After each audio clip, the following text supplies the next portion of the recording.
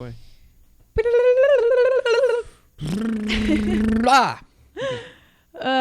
Okay, you ready to fucking do this? Yep. Okay. Oh, I'm ready. Let's start out. There it is.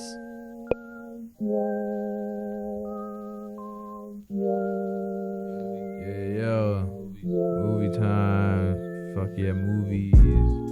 Hey, yo, shut up. The movie's starting. Crack a beer and grab some chips. Get the doobie. Spark it. Huh. Melted butter for the popcorn. Better not fall asleep. I'ma hit you if you start snoring. Wait, hold up. Is this a drama or a comedy? The plot was trash, but I like the cinematography. The director has the vision. Check out these transitions. Might fuck around and analyze the tone and symbolism. She's pretty, but her acting skills remain to be seen. Don't mind me, I'm trying to count the boobies in the nudity scene. Daniel Day is in this, bro. The man's unrivaled. I think you're illiterate, though, if you don't like the subtitles. Is that just me? I don't know. I guess it must be. Shit's a little boring for the first half, but trust me, there's a plot twist. Then the whole thing is real nutty. There's conflict he has to confront old buddy. Ronnie's probably ranting. And then there's Cory yelling. Movies are a great medium of storytelling, so let's talk about it. That's what this show is for. We're gonna talk about some movies, maybe talk about some more. Who knows what's in store? No one but the Lord. Maybe talk about religion too, unless that strikes a chord. Point is, it's hardcore, so tune in if you're bored. Movie time, discussing movies and cinema galore. Take us out. Take us out. Hey. That was my little ad lib there, you know? You know when he says, no one but the Lord, you know what I think of? What's that? Fuck, I suck. God, you were teeing it up. I was, and then I lost where it is. Here it is. Joe Dirte. Don't try and church it up, son. Don't you mean Joe Dirt? That is good for the Lord, you know? Got to church it up. I mean, we all have to church it up from time to time. So you're excited for this episode? I am excited for this episode. Great. Welcome to the Trifecta podcast. Hey. Woo! Episode 3, baby. Yeah, this one we've gonna made get it now, folks. We're just insane. Oh, we've made at it this point. Yeah. Oh, great. Like this, I'm phoning it in the rest of the time. Like honestly, Such a great news. Like I peaked in episode 2, and now I'm just gonna coast along on the coattails of my own success. Fab. It is fab. All right, so let's tell them What type of this what podcast it is for this week? Yeah, this trilogy. Dead air. Why don't you? Dead air. Dead air. Yeah. So this podcast is Cerebral Sci-Fi. Yes. This is one of the first trilogies we did Yeah, I think I was like when we were like watching them. I always knew about these movies, and I never gotten around to seeing them. In fact, there was the fourth one that we had when we originally started. Do you remember? Edge of Tomorrow. Edge of Tomorrow. Yes. But we cut that because that almost feels a little bit more like a little bit of an action-y, maybe like It's like it's comic a little bit booky different. also. It was based on a manga. I remember what you called. Right. 100%. But so we decided to cut it down to these 3. Yeah. And those are... These fit, I think they fit a more tone theme. Right. Anyway, Edge of Tomorrow is a little silly. And this is... none of these are silly. No, yeah, you're right. I think maybe the silliest one might be Limitless. Just Yeah, a little bit, like, but it's still serious. Yeah, They're yeah. all thrillers, the 3 that we're right. They're like sci-fi cerebral thrillers. Yeah, That's true. Yeah, and so- those 3 are, we got Source Code, Limitless, and Looper. Yes. Ooh, fun stuff, guys. If you have not checked these out, please. I would say do so beforehand because this is going to be. So spoiler warning hard because these are all movies that they all have like twists or like at least. Giving away the ending might ruin the movie a little bit. Yeah, you might want to check them out. Unlike the other ones that we've had here, there are definitely some tweaks, some turns, some things that we will be discussing. So just keep that in mind. If it doesn't bother you, then please continue on. But otherwise, check them out first. They're great before. movies, so it's not really time are. wasted. I enjoyed watching all 3 of these very much. So why don't we go ahead and get started with our first one? That's Source Code, 2011 Source Code, Yes. starring Jake Gyllenhaal and God, I just blanked on her name. What's her name? Vera Farmiga. I almost said Maggie Gyllenhaal. No, not Vera. What is her name? Oh no, fuck! I'm thinking of the other movie already. Michelle Monaghan. That's Jesus it. Christ, how That's embarrassing. it. The girl from Eagle Eye. Well, you could also say Kiss Kiss Bang Bang, but she's a cutie. She's a little How fucking dare I not cutie. think of For sure. Kiss Kiss Bang Bang? That is I know. literally her best role Shocking. ever. It was because she was thinking about Eagle Eye. She's like, oh my God, she's I was always thinking looked like about such hot sexy guys. dark-haired guys Sheila like Beef? Sheila Beef. I don't know if he's not really that dark haired. He's like a little bit like Dirty Blonde. especially when he was younger. No way. Yeah. Nah. Yes way. All right, whatever. I think I know more about Shia LaBeouf and his hair color than you ever could. So You're how right. about you just touch down. Are you that. the resident expert of Shia LaBeouf hair? I've been working on his. Do you remember that Tumblr on hit? a blog? The Tumblr song? Actual cannibal Shia LaBeouf. Wow, I just fucked that up. Say it for the fans at home. The fan at home. Actual cannibal Shia LaBeouf. That's a great one. Please Google that if you have no idea what we're talking about. It's a classic. I show that to my students sometimes, and they're like, "What the hell did you just show us?" You like, show them that? That's so funny. Yeah, well, just like the dance thing. You remember how they had like the little, like, theater? Yeah, Like, exactly. yes, I do remember. It is weird though. Super weird. Also, you know what? Eagle Eye would have fit in this trilogy a little. Yeah, I guess so. It's cerebral sci-fi. Yeah, It's it is, high it is. concept, like, police state shit. But A I like little these dystopian, three. but I think these yeah. three are actually deeper than that movie Right. is, for sure. And coming into source code, we've got our first one. We'll hit you with the taglines. You ready for this? Yes. You ready for this? Now, there's only one tagline, sad. Some of them have several. Oh, no. Some of them have several. This one only has the one. All right, and let's then hear it. and then my beautiful wife here. These are our first DVDs, aren't they? Like before this, it was like the VHS. Yes. Like, spiel. What was it called? The blurb. I forgot what it's called. For a second. But this is our first DVDs. It's very exciting. So I was thinking, like, I was like, there's obviously not VHSs of this, except unless you check out VCR World, who makes, on Instagram. Yeah, who makes he makes VHSs modern movies of into modern VHS films, which is really darn cool. really awesome art. So check those out if you're ever into For if sure. you're into VHS collecting. It's Who wouldn't be? It's a great pastime. It I mean, look, is. during quarantine, that's about all we've been able to do, honestly. We go to like Goodwill and like we look for like, VHSs. and that's thrifting kinda, is the only that's all we joy have. I have That's- left yeah. in the world It's until we started sadly. this podcast. Now we're now we have this, and so it now fills this my is just, days a little with more. stress and anxiety for me. Honestly. Yeah, Like, I know. I'm just tense as hell. I wake up with my shoulders Always. to my elbows. Wait. That's elbows not it. to my ears. No, Shoulders shoulders to to my your ears. ears. Fuck, Jesus. That's how anxious I am. I can't even get my words out. So the tagline for this is make every second count. What do you think? Yeah, it's generic. It's as good as taglines tend to be. There are some good ones, but you're right. Most of them have been a little bit lackluster. Make every second count. I get it. Like he's got 8 minutes basically. It's when like he goes in. taglines are almost puns all the time. Yeah. They're like almost puns on the movie. They're almost as cringe as the blurbs, which are usually. Now, I'm God. wondering if because I don't usually I haven't read DVD cover blurbs in a while. Right. So let's Maybe check they're them less out. Maybe they're cringe. less cringe than the VHSs. Maybe they Right. got better with time. So my lovely wife Veronica's gonna hit you with that blurb. All right. Blurb. So source code. When decorated soldier Captain Coulter Stevens wakes up in the body of an unknown man, he discovers he's part of a mission to find the bomber of a Chicago commuter train.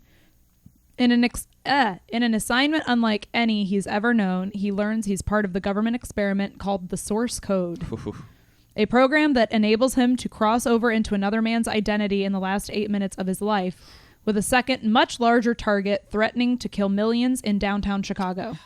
Chi-town, Coulter baby. relives the incident over and over again, gathering clues each time until he can solve the mystery of who is behind the bombs and prevent the next attack. Who could it be?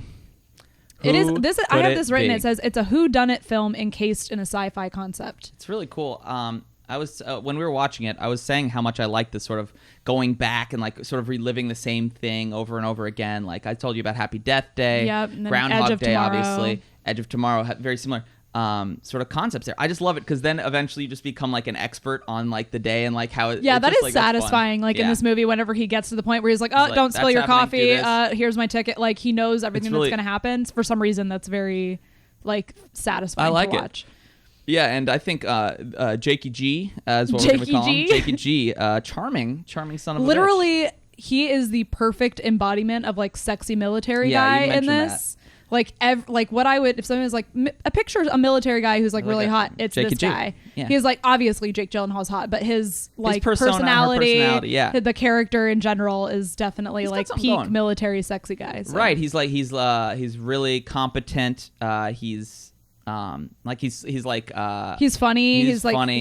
he's quick. yeah, he's strong. Obviously, like he's whooping ass. You know as what he else tends I to do. like? What's that? In this, when he kind of finds out that he's in a simulation and he's still going back and he knows what's going on, he still maintains a little politeness. Like, I mean, there's moments when he's like being a dick and He breaks a guy's jaw at one Yeah, point. yeah, and but, he like- racial profiles. Well, I mean, right. Yeah. But there's like moments where Maybe he not so much. definitely could have. like he still had respect for some of these people. Right. Well, he saw even them as after, real people. Yeah, even, like, he the whole discovers time. they're not really real or whatever. Well, yeah. And actually, he maintains. kind of always thinks they're real, and that's Yeah. the cool thing. He's like, no one else believes it. Back at Beleaguered Castle, which is Oh, a cool yeah. name and Tell sort of me- a tell me cool name. why. It is a type of solitaire game. Oh, and they have the with cards in the mhm. movie. It's all connected. Yeah. Yeah, That's so they big use brain right there. cards Just kidding, to I looked it like up. get That. his brain primed to do the source code, and that's It's how they been- figure yeah. out how he can remember and shit. Yeah, it was checking his like memory and shit like that, because he's gonna have to like recall a bunch of shit whenever he comes back. So he has 8 minutes, and during those 8 minutes, he's trying to like recall as much as he can when he comes back to report. Yep. That's good stuff. Now, the director of this is Duncan Jones. Yep. Duncan Jones. Who's this fella? Well, let me tell you a little something. This is David Bowie's son. David Bowie, originally named David Jones, but he changed his stage name to Bowie because he didn't want Interesting. to be compared to Davy Jones of the Monkees. Oh, right. Right? Good call. Fun other fact about Bowie. You know how he has one eye that's like really dilated? I don't know if you know this. Yeah. about I've him. seen that before. He got socked in the face in a bar fight, and his eye was just like permanently Was like damaged? that. Yeah. Was he able to see out of that eye? Yeah. Oh, But okay. Okay. It's just like the pupil is just basically Yeah, takes up yeah, his entire right. iris. Am I doing that right? Is an iris the thing that's the blue Yes. part or the green part or That's the correct, sir. dark brown part and stuff? Okay. Cool. Yeah, we know what color eyes can Shut come. up. Can That's come why I was in. trying to go through all the ones that they could be. Or are you trying Just to in be case. inclusive? Green too? That's You okay. said green already. Autumn? No, August. Auburn. Auburn. I knew No, it was one of those. hazel. I think is what you're thinking Oh of. yeah. What's Auburn? Auburn is a hair color. Is Yeah, Auburn it's like a, my hair Is color. Auburn a girl's name? No, Aubrey. Okay. Aubrey. Wait, what's ombre then? Ombre, Aubrey. I don't know. Ombre is also hair. God damn it! I don't know what anything is. But Davy B is his papa, and Duncan Jones, pretty cool guy. He made a cool little film called Moon with Sam Rockwell, who I find to be a charming and wonderful actor. Check him out if you've never seen him in anything, but I'm sure you've seen him in a ton. And Moon was really good. Jakey G, he saw Moon and he's like, dude, this is the guy. And because they were looking for directors, Yep.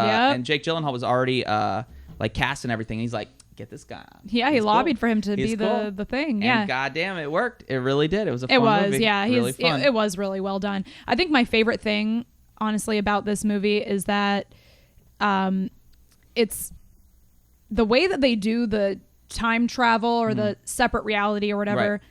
They do it in a way because you kind of start to explore that part right at the end. Right. Like the last 5 minutes of the movie. Otherwise, you just always think it's the simulation and Right. there's really nothing confirmed, or it's not even at the end of the movie. But I like that it, instead of trying to distract Explain or us something, right. with, like, it's distracting in some movies because we'll talk about this more in Looper. Oh, but boy.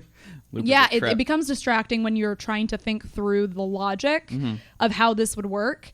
And Source Code does a good way of like not distracting you with that. They're like, no, it's a thing. And then right at the end, they're like, like, wait, it could be maybe this other someone's thing. Yeah. Well, again, yeah, Looper does the same thing, but like you can't get bogged down. And like I know you mentioned Inception. I don't know if you wanted to talk about that later or whatever. But Inception and Tenet, honestly, a lot of those, it's a lot of explaining. Like that's like Yeah, exposition Nolan's is like, let's key. fucking exposition this shit. While these two movies are more like a Looper and Limitless doesn't have much of that problem because it's a little Right, less it's like, not with, like, about time travel time or anything. travel, right. But they're like, let's just fucking get into this shit. You Yes, know? yes. And you even mentioned that like Jakey G's already on the fucking he's already on the train, you know? Like right. we don't have a whole explanation This of shit blah blah blah. starts right out. It's like, going right in. This first scene is him on the so there's no build up. You don't learn. And actually, that's a good tool for characterization because a lot of times you'll spend the first 20 minutes of a movie characterizing Explaining who before they you are, get blah, into blah, blah. like the plot or whatever. And this movie, they took the challenge of characterizing them as the plot's moving. Right. It starts right out. I think that's really economical, like storytelling. You It know, is. This This is a very cool 90 economical. minutes, and it's like you got just as much as if this had been 2 hours. You know what I mean? Like Yes, it's true. I don't think you need it anymore. Now, this movie is all about Chicago. Jesus, we get it. Okay, Chi-Town, Yes. you're cool. Like Jesus, like the opening shot, the establishing shots of Chicago. Motherfuck, I get it. Okay, Chicago's cool. I should probably go at some point. There's a weird bean with like a fucking like I don't know. You can I have look at something to say yourself and about shit. that. Oh, really? The Please. the bean thing. Anyway, that's called the Cloud Gate. That's where the Millennium Park. That's where that big bean statue is. Is it even a bean or is that just like, No, is it it's a just kidney? it It's a looks kidney, like right? it looks like a bean. It does. In a 2011 interview, Gyllenhaal discussed how director Duncan Jones felt that structure was a metaphor for the movie's subject matter. and aimed for it to feature at the beginning and end. And it does. You see it flashed like throughout. Yeah, so that's one of the reasons they picked that. Chicago's pretty cool. Apparently it's called the Windy City. Not sure why. I don't know what's going on with that. Yeah, I don't know. There's some wind or something. Who the fuck knows, right? Like, I mean, how's it any windier than anywhere else, you know? People from Chicago be like, excuse me, it's like right by the Great Lakes, and there's like a lot of water. There is a fuck ton of water. Okay, Jesus. but why would people from Chicago have Valley Girl accents? Oh my God, I don't know. No, it's more like, you know, like Zelensky from the first. Yeah. You see, we're coming full circle, people. This is what you're just tuning in for. This is what it's all about. Episode 1, holy shit. Apparently Chicago's cool. I don't know. A lot of cool people from Chicago. Off the top of my head, I got no one. Just kidding. Kanye was West, there. yeah. The Obamas. He even mentions, Russell Peters mentions the Obamas at one point. Oh, that's right. Stand-up part. I love that Russell Peters is in this as himself, as a comic, but it's not his own name, yeah, exactly. right? It's a different name, but he is playing a comedian who's on the way to a gig or whatever. Apparently, he just went in on his set for like 60 minutes, but they could only do little bits because it's so raunchy, and they had to keep that PG-13 rating. Oh, so they cut out a lot of his like actual stand-up that he did in the movie. Yeah, because that shit's a hard R. Yeah, and the premise of what's happening with that is he's on the train, and Jake Gyllenhaal offers to pay him $100 to make people laugh. Yeah. Which is like part of the heartwarming part of the movie, where he's kind of like every second counts, just like the tagline. I know. It's definitely got some heart, guys. My heart was a pumping. Such good characterization. You like the characters right off the bat. They're likable. Who could not like Jake Gyllenhaal? Who could not look at that gorgeous mug with his fucking like his baby brown eyes, looking like a snack and a half, and you're like, God damn, Jake. And then Michelle Monaghan's looking cute, and then we got Vera. Dude, I was gushing on Vera. I know you were. Literally every time she came on the screen, you came on the screen. I mean, Jesus, like you're like, please stop. Like, all right, we can't get that horny on Maine. Like, I can't explain that, but you did it anyways. So, goddamn, people have to pay for this shit. You know what I'm saying? Yep, the paywall. So Vera is gorgeous, and I feel like she's one of those actresses that look better as they get older. You know, like there are a few of them like that. But dang, she looks good. She also really does the military girl. I like a girl in uniform. I know it's you like, do. oh yes, man. You know, yeah. Oh, got to salute. You know, it's is that because it's the opposite of me, and you'll never catch me in a uniform? That's true. I mean, yeah, you're pretty like underdressed most of the time, honestly. Underdressed. No, you actually you can class it up. But you ain't wearing no fucking military stripes. It doesn't feel like me though a lot of the time. When you're classy? Yeah, like I'm more of a cash type, you know. Sometimes I don't know. You can rock out some, but then you always wear like your fucking heels at the worst time when you have to like walk like a mile and a half. I'm like, why the fuck? Like of all the times to wear heels, and then you're like, my feet hurt. Can you rub them? I'm like, no, because you're dumb for wearing heels for that extended period of time. You know, another thing. Ignoring that? Yeah, I am. Okay, I am. I mean, just like, kind of move past. We've established that I am dumb as fuck. That's true. Yes, that's actually what this podcast is about. And I'm mean to you about your dumbness, so it's like people get it. All right, Jesus. Yeah. All right, Corey. Yes, you're terrible to your wife. You hate your wife. Yep. You hate your family. Yep.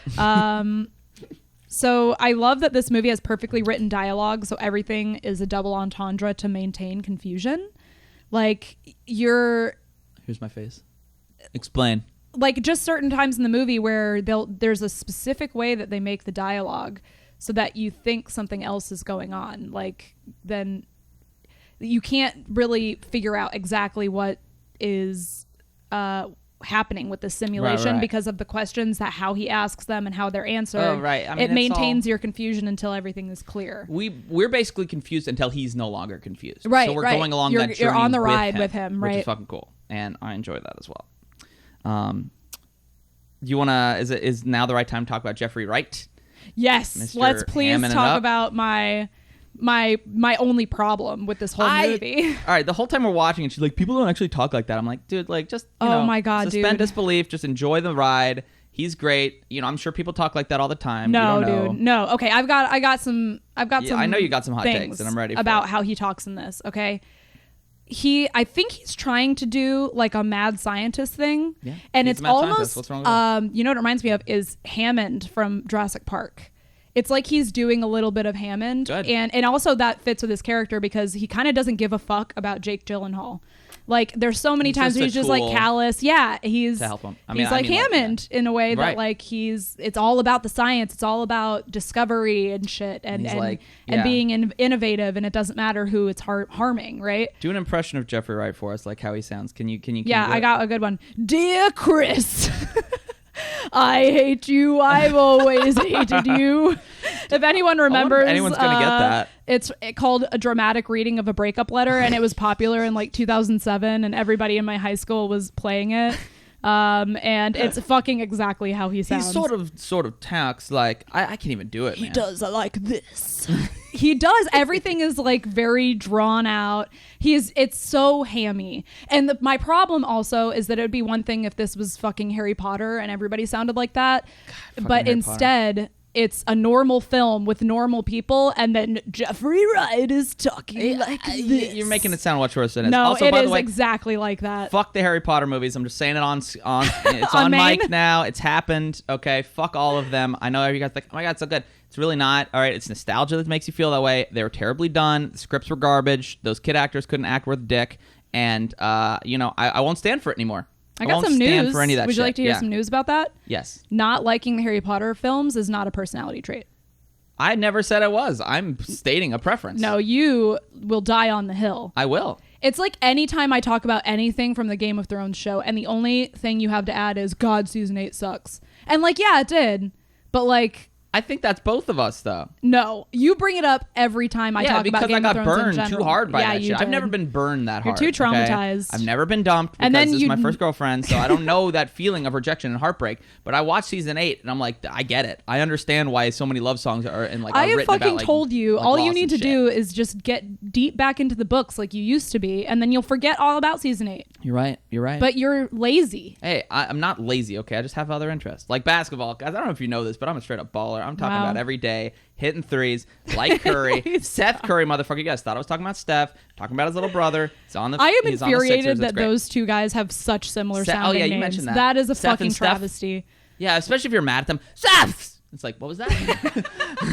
Who was that? Who was that aimed at? Both of you, get over here. That mom was just setting herself up for I failure, know, honestly. I know. And I was like, well, what about kids that have the same, like, name with the same letter? And you're like, it's not the same fucking thing. Yeah, like, yeah. I had it's, Zach it's and the- Zeke. Right, former because they have students. different sounds. You know? Zach and Zeke. Yeah, you can't get those mixed up. But regardless, okay, all right, I've got other interests besides your precious Game of Thrones. Okay.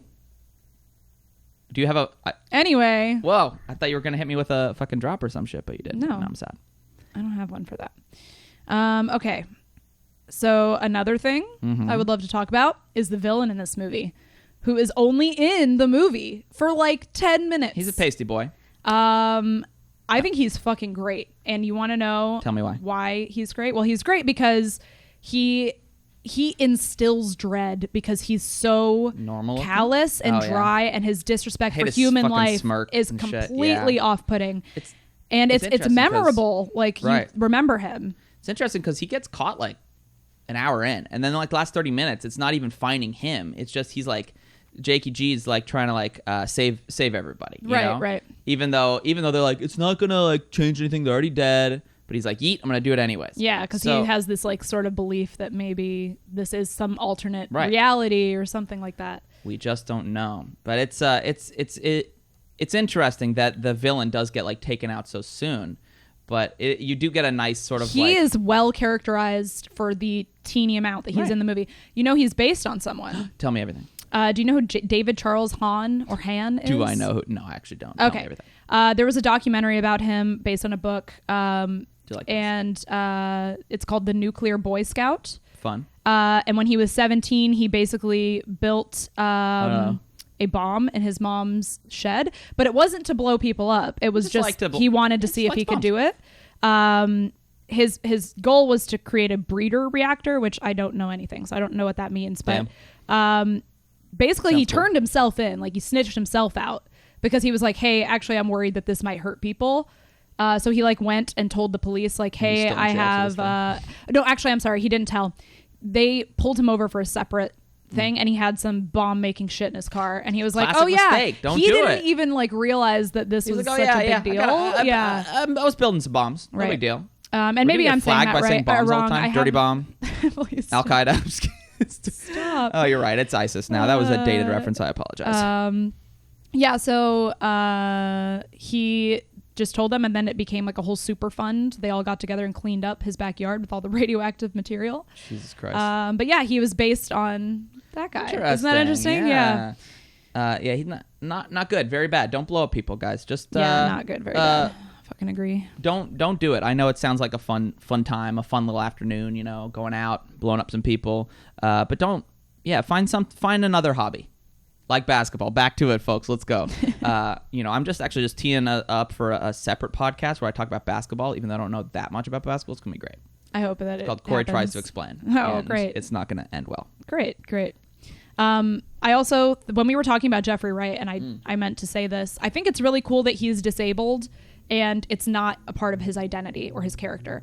I think it is feeding into the sort of trope of like like Charlie and Flowers for Charlie. I've grown quite weary. It's like always like if you become smart, like your body starts to deteriorate. Right, this happens in movies all the time. But they actually don't make it a big part of his character. No. I think he has cerebral palsy, possibly. I wondered, maybe that's why he's doing the voice. Oh no, my God, because are you right now? No, we looked this up. Did we? Because no, you're right. I have to guess cerebral palsy. Yeah, and first of all, cerebral palsy doesn't cause you to talk like a fucking wizard. So I don't think. Hey, have you known how many cerebral palsy folks do you know? I think I would have known if that was a side effect. They all sound like I'm just kidding. They all sound very fantastical and cool. But I do think it's cool that I think that there should be more disabled people in roles where that's not their biggest. Yeah, right. that it's just not a part of their story. Every disabled person in a movie is like, oh, and then this leads into this, and it's a part of the plot. Instead of just being like sometimes casually like imagine a movie where the protagonist is in a wheelchair and then they never acknowledge it. I think it's kind of weird to have a friend that's in a wheelchair you never acknowledge. It's Always Sunny reference, guys. Yes. Buckle in. There are plenty more to go. God damn it. No, I did like that. It's almost like it's cool, right? Like no, for sure. I know. I certainly do. I do like that Jakey G, when he like finally gets like into it, he's just gung ho. Like he immediately is like, all right, I'm gonna go in. You know what I mean? Like he is. He gets into the mission immediately, right. and he's a good soldier. He's asking the whole time. He's asking Goodwin, who is Vera Farmiga, like I need a performance review here. How am I doing? And how the are fact you like that when he you're there? even cares about that is just really showing how. I mean, admirable to me. It said he had done like 3 services, when you go services in Iraq, or was it Afghanistan? I think it was. I forget. 3 tours. I figured it. I'm sorry, I yelled. Oh my God. 3 tours in Afghanistan. That he kept going back. That he wanted to do better and better. Yeah. So it's right. a part of his character. Another thing about his character is how much like he wants to like communicate with his dad, and I think that was a pretty sweet moment there. Another example of perfect characterization as the plot moves. Like it was. There was no scene at the beginning where he's thinking about his dad, or when he's like leaving for war and he looks back. Yeah, and, like, right. No, exactly. They just they do a good job with that. It is. Scott Bakula I really think so. Is his dad's voice. Did you know that? Scott really? Bakula. Yeah. That's the Quantum Leap he was guy. Leaping all around, yeah. never made it home. And stars in the worst episode of Always Sunny that ever existed. Which one? He's the Gang Turns Black. Oh, Remember, he's in that. I forgot about that. Yeah, well, it's horrendous, and I wish it never happened. Episode, so. And yeah, it ruined the show for me. Yeah, a little bit. Yeah, everything, Old Testament, Always Sunny fans over here. Of course. That's true. Now, do you want to discuss his weird body prosthetic when he's in his little, like, please cryo tell me chamber? about that. So it's a working prosthetic. The breathing was an effect. So I assume that was CGI. CGI. That's probably what made it weird. That's what made it weird. Because we thought he looked so weird. He doesn't look exactly like Jakey G, but it's how can you make a human I know, as he's a gorgeous as that? perfect. Yes. It's just hard to replicate that with like rubber and foam and shit like that. So the breathing's an effect, which makes his whole thing just weird and stuff like that. But because he's seen in like, spoiler alert, he's dead as fuck basically, but his brain is slightly alive, and they're able to like shoot him back into someone else's brain. And it's basically. because he's special. Like it's a special thing that only his body. Like not everybody's brain can do this. That's why they need exactly. him. It also worked well because they found a match at this at this tragedy where like 100 people were killed in the train. Yep. And he's able to go back in again and again. And you know what I love? This whole time we haven't even been talking about that sort of sci-fi concept. Mostly what you bring out of this movie is the actual plot and the characterization and so that's what I was saying earlier. I just love that it's not distracting to you. No. It's a really cool like high concept sci-fi thing that is. And even better is the actual story and characters in it. And I think especially we see that with Looper too, that like the story is really cool. It's less about And that's, I guess, one thing that like Christopher Nolan always gets, like, you know, oh, his characters don't have characterization, blah blah blah. Is for that? him, it's, I don't know. But... Yeah. I mean, I think for him, it's more about like the concepts and shit. But in these ones, it was more about that for sure. Yeah. So, is there anything else you want to mention about this first one? Or are you ready to get into some? I got some budgets and Rotten Tomatoes and stuff like that. You want to hit that? Let me see if I have any other notes that we didn't get to. Oh yeah, one more thing I wanted to talk about was how I love that they were able to wedge in some of the funny relationship stuff between him and Christina, who is Michelle Monaghan. Yeah, Christina.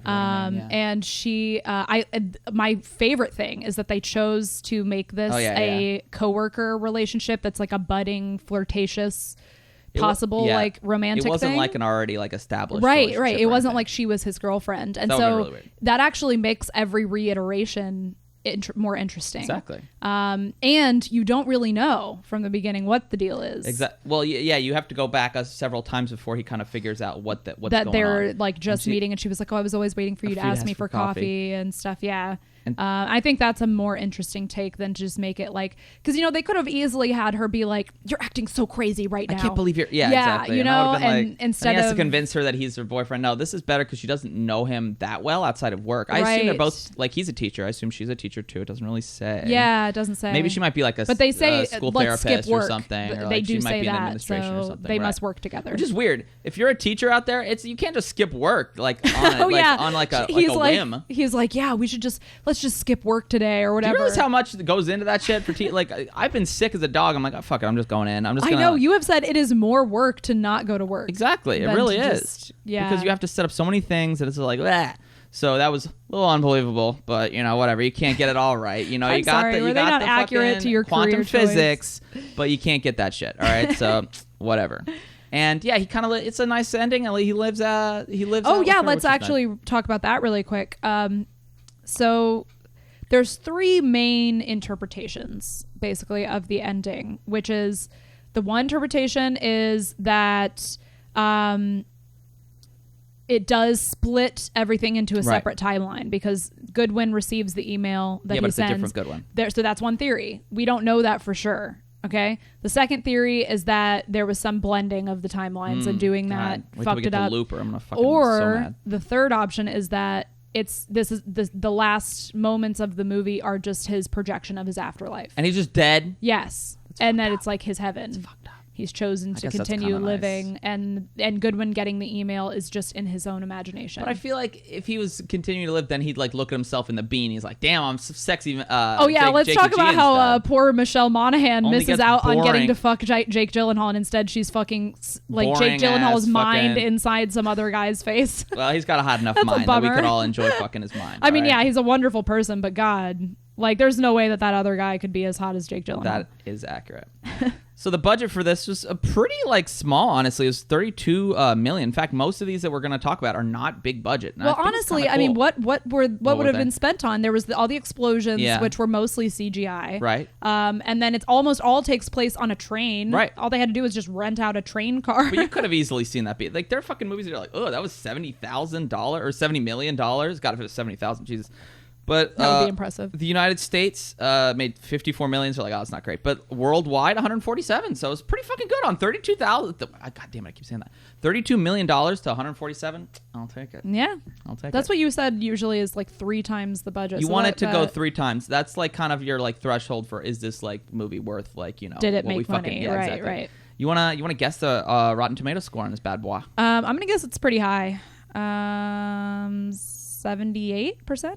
Wow, you're way off. Really? 92. 92. Baby. Okay, I was underselling it. Ooh, you were underselling. I mean, that shit. I do love this movie, so I get it. Everyone but did. it's hard for me to know whether the critics are going to be dicks about it or not. No, it's 92. They said they fucking loved it. Audience score of 82. So a little interesting bit that the critics liked it more than the audience. I bet it's just because of the cerebral aspect. I wonder if that's the case for all these. I'm interested to see. It seems to be. I think it is that it's always like, yeah. The critics like these I ones don't know, more. like what's going on? It's like 8 minutes or something. I don't know. That's an interesting contrast to like the critically underrated comedies. Usually they're the opposite. Yeah, exactly. Yeah. Well, I mean, it's just a genre shift, I think, right? Yeah, and we're switching genres, folks. So buckle up. Okay, shit's gonna get a little nuts. The critic consensus though is what it says, like basically under it. Finding the human story amidst the action. Director Duncan Jones and charming Jake Gyllenhaal. Charming ass He motherfucker. is really Let's charming go. in That this. kid's been It's charming fucking since true. birth. Woo! I saw him in... Please stop did I yell? I'm screaming. sorry. The craft a smart, satisfying sci-fi thriller. Pretty good, right? Yeah.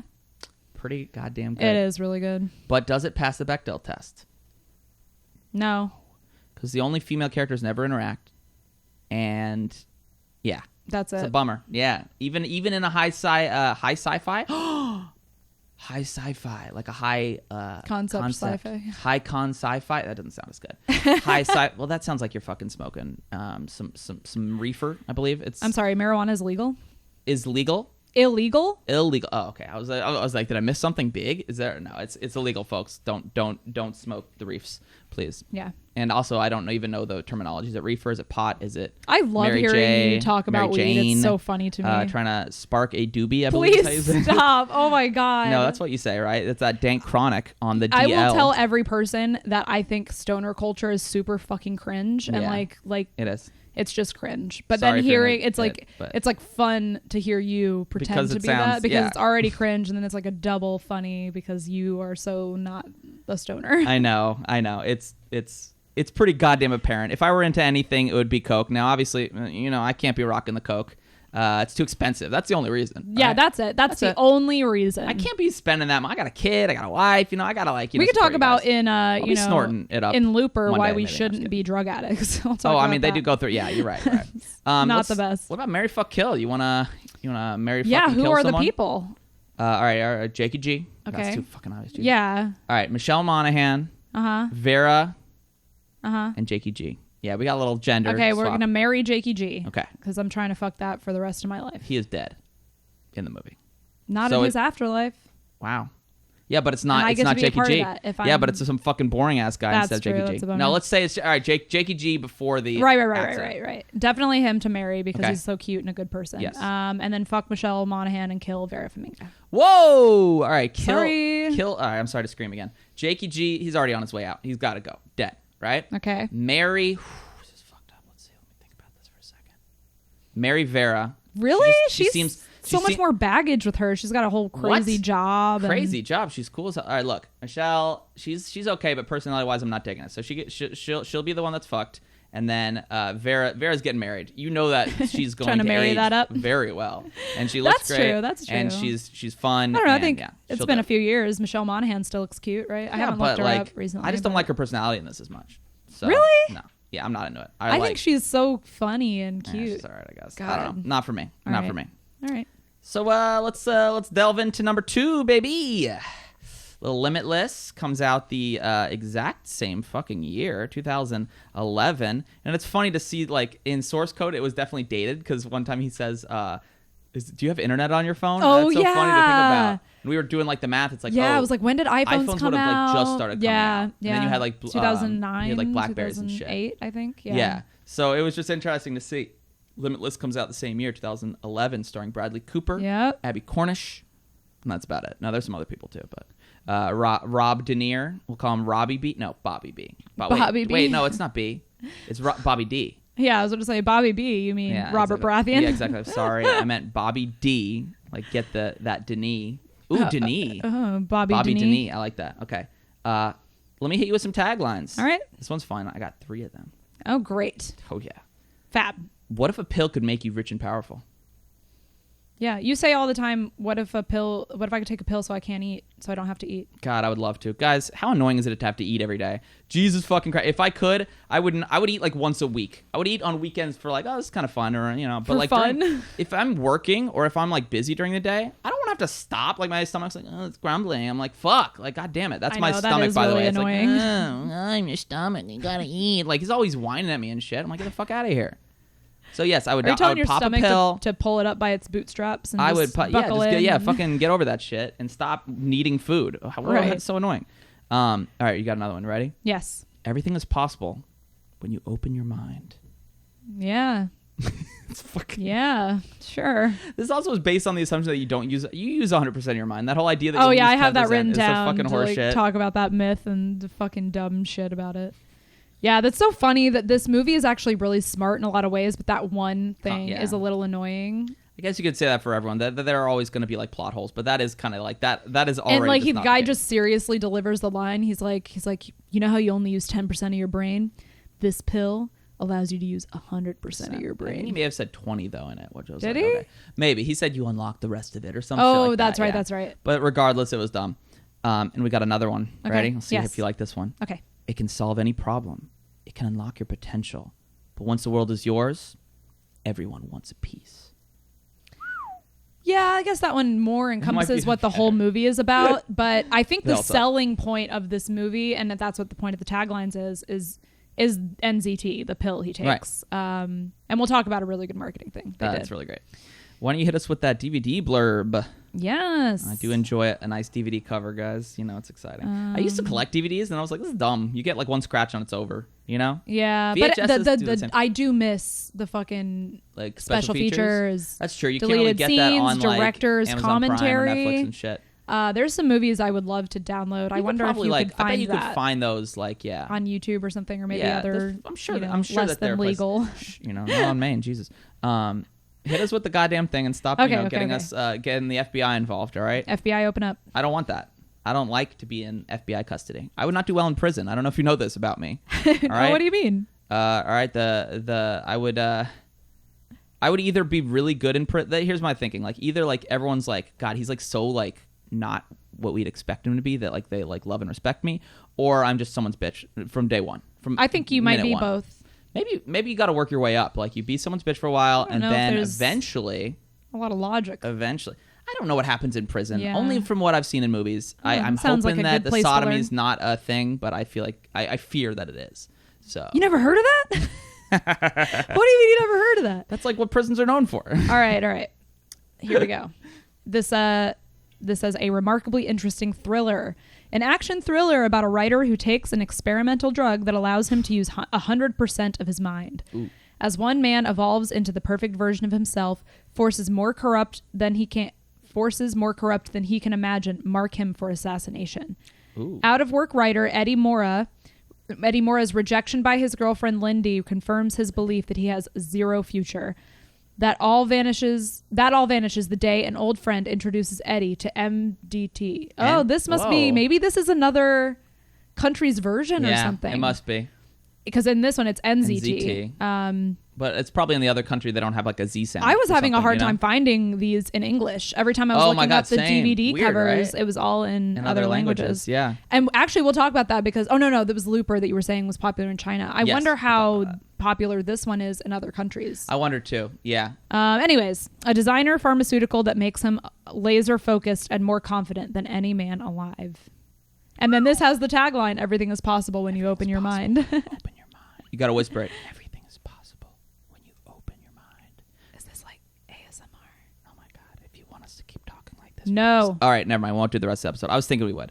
Now, what's interesting is you have a voiceover in this one. You didn't have voiceover at all in source code, but you have voiceover in this and you have voiceover in Looper. Yeah. And I was thinking that actually makes sense for these high concept things to like right off the bat, you got a lot to say. Let's just have the guy fucking talk it out. Yeah, Or the girl. explaining. Unfortunately, none of And these are also females.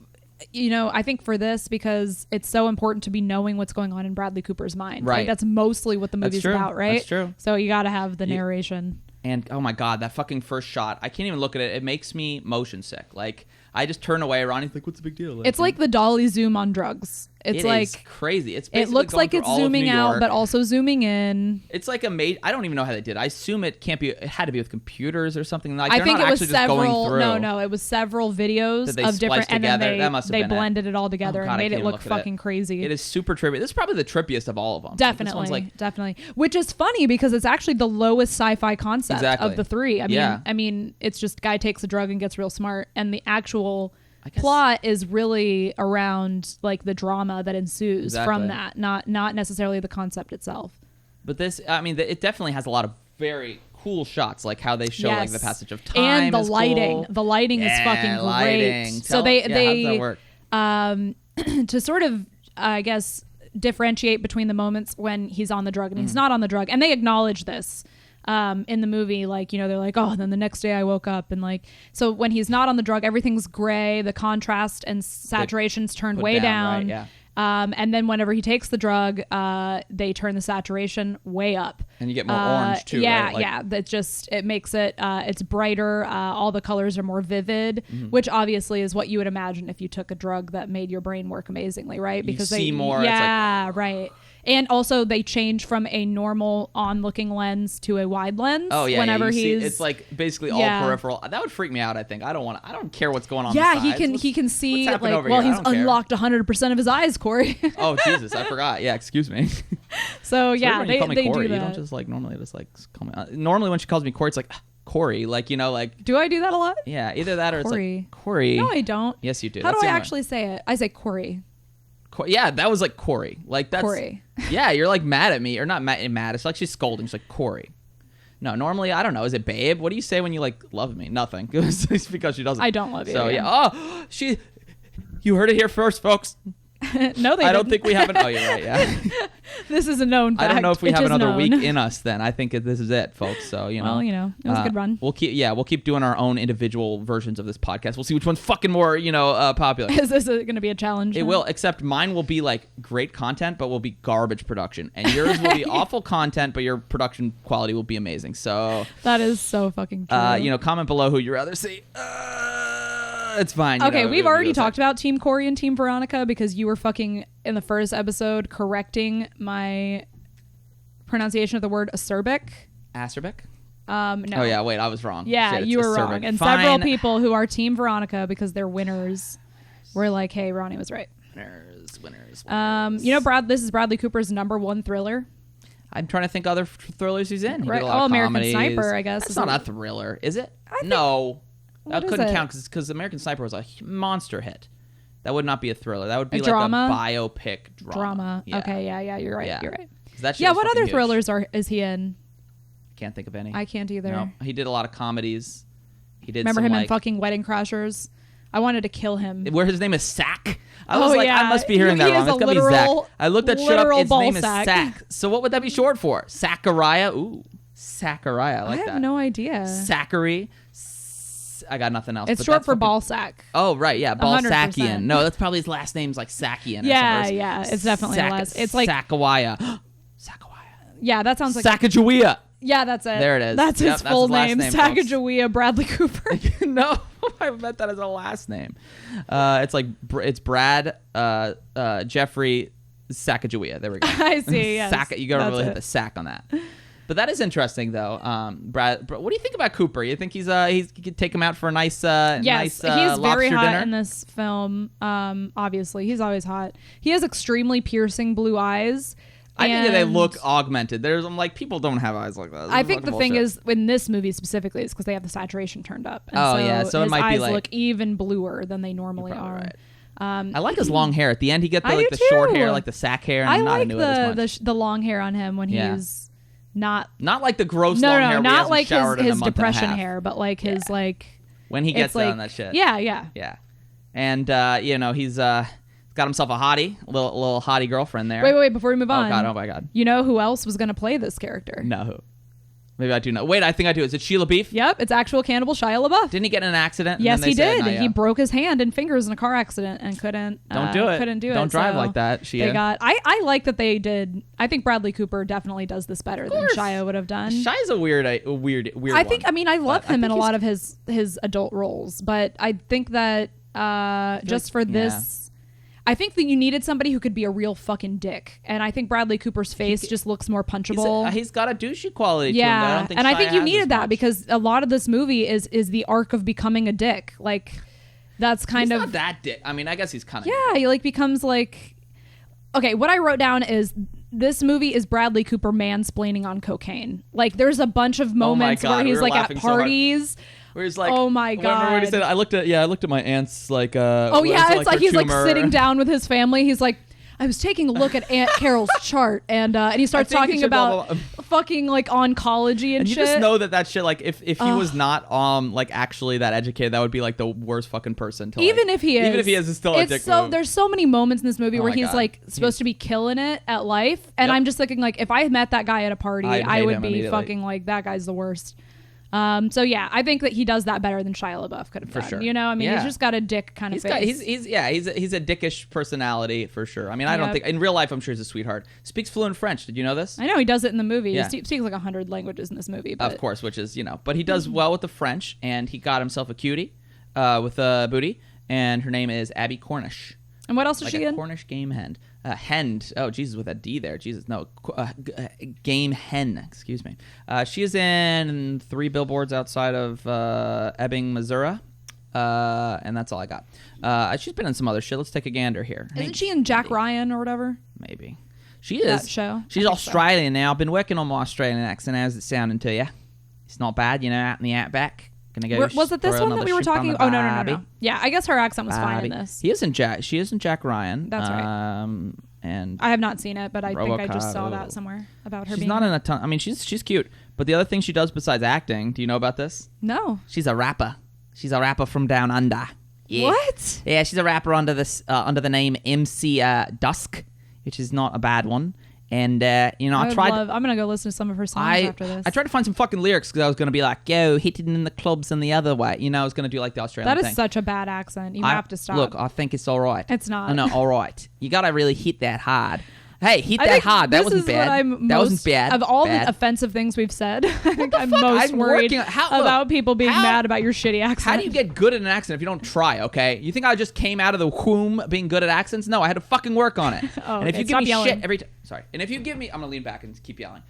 If you give me shit for every time I try fucking accent, how am I gonna become good? It's the same with anything. All right, when you first started being in computers and shit, what if someone's like, "Hey, you fucking suck at computer, stop doing it"? Then you never be at where you are now. First of all, So let I've me never do my sucked at accent. computers. I came out of the womb being great. Well, let me do my accent because I'm not like you. All right, like you. Fuck. All right. All right. Some words are harder than Holy others. fuck.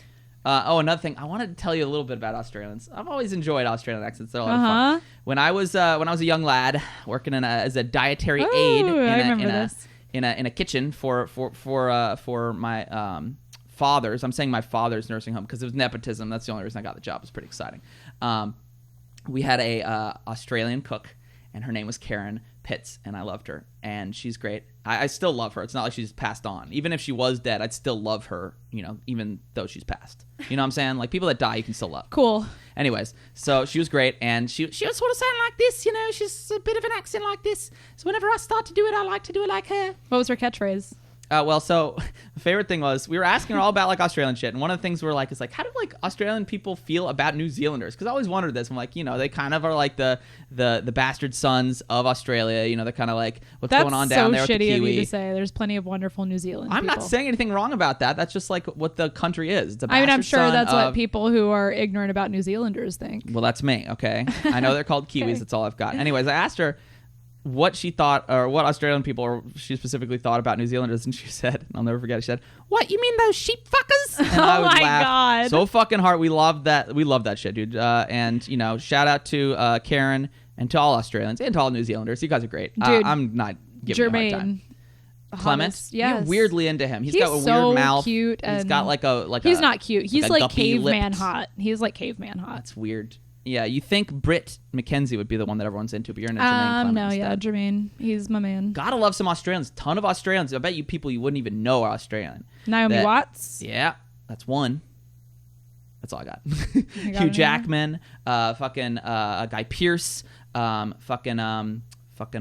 Russell Crowe, Hugo What about Weaving, the Avengers guy? Thor. What's his name? Chris Hemsworth, and his brother. Liam Hemsworth, and there's another one too. I think it's Luke Hemsworth. God damn, I got all of them. I think there's one like lame one that they just keep in like the back, in the back room when company comes. He's not like mentally ill or anything like that. He's just not as hot as the others. Okay. Like so he's not the poster boy of the Hemsworths. Is what you're saying. No, I see. I mean like Luke barely makes the cut, but he makes it. He's okay. Chris Hemsworth is extremely fuckable. It's I true. do enjoy the Australians, and we've got little Abby Cornish, and I think from time to time you're like, her accent's slipping. Yeah, it was slipping. It's slipping. It actually Not nearly as bad as Emily Blunt and Looper, which we'll I need talk you to about, stop but- about that oh because my that's God, the whole it's thing so that we're about to fucking get. I'm about to get infuriating. fucking pissed off right now, actually. Anyways, So we see early on, don't do that like hurry it up and shit. Like, I'm taking my fucking time if I want to. Okay. All right. We see him in his depression apartment, and it's not looking chill, guys. If your apartment looks like that, like, get it. he lives get it in New together. York, so it's clearly like a shoebox anyway. Yep. Even though It is really realistic how his apartment looked. Right. actually. Even, you know, they filmed most of this in Philadelphia on a soundstage. True story. Like his inside apartment, like pretty much anywhere that's really? inside. Which is good I didn't because his fucking know father that. had cancer and he needed to go and see his father, who lives in Philly. Oh, Bradley that's Coops sad. is a Philly boy. Oh, so he's I remember representing knowing that, that shit. now. Yeah. A lot of his movies, you know, like Silver Linings Playbook, they're also in Philadelphia. Actually filmed there. But so yeah, his apartment's not looking chill. He gets the pill. Ooh, pill and chill. Oh, wait. Before you go on, you know what I feel like I have to talk about now I'm ready for it. is their marketing for this movie. Oh yeah, please tell me about it. I looked glazed over for a sec. I apologize. So yeah, there was a really cool marketing tactic that they used for this, and what it was they made a mock pharmaceutical commercial. It's really funny. For NZT, the pill he takes in the movie, and it's Bradley Cooper, and they use some shots from the movie, but it's 100% just looks like a pharmaceutical commercial. That's great. And they just put it out online, and it became viral before people even knew it was an advertisement for the movie Limitless. And this was, you know, when 2011. We'll post that. Yeah, I'll post it on the Instagram. The actual commercial. Really I love that. Not only it got like 1.7 million views, like in like 2 weeks or something when they released it. So it was played on. Cool. It was being played at Times Square.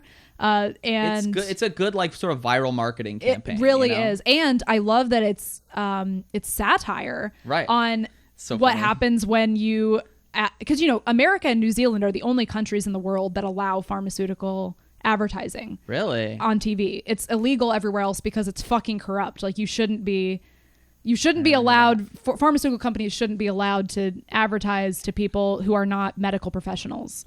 Really? Thank you for So yeah, I love that it's satire on that. They at the end they're like side effects may include blacking out, homicidal blackouts, paralysis, psychosis, and something about increased sexual appetite, and like he was plowing. He hard. was definitely plowing. The amount of like sex and like pretty intense violence.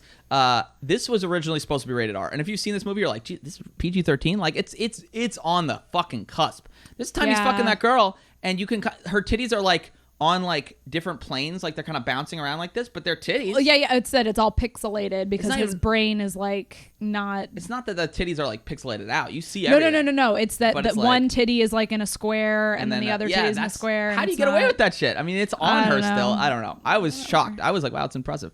Now they did have their 2 fucks. Isn't that funny that every PG-13 movie is allowed 2 fucks? Really? Yes, that's it though.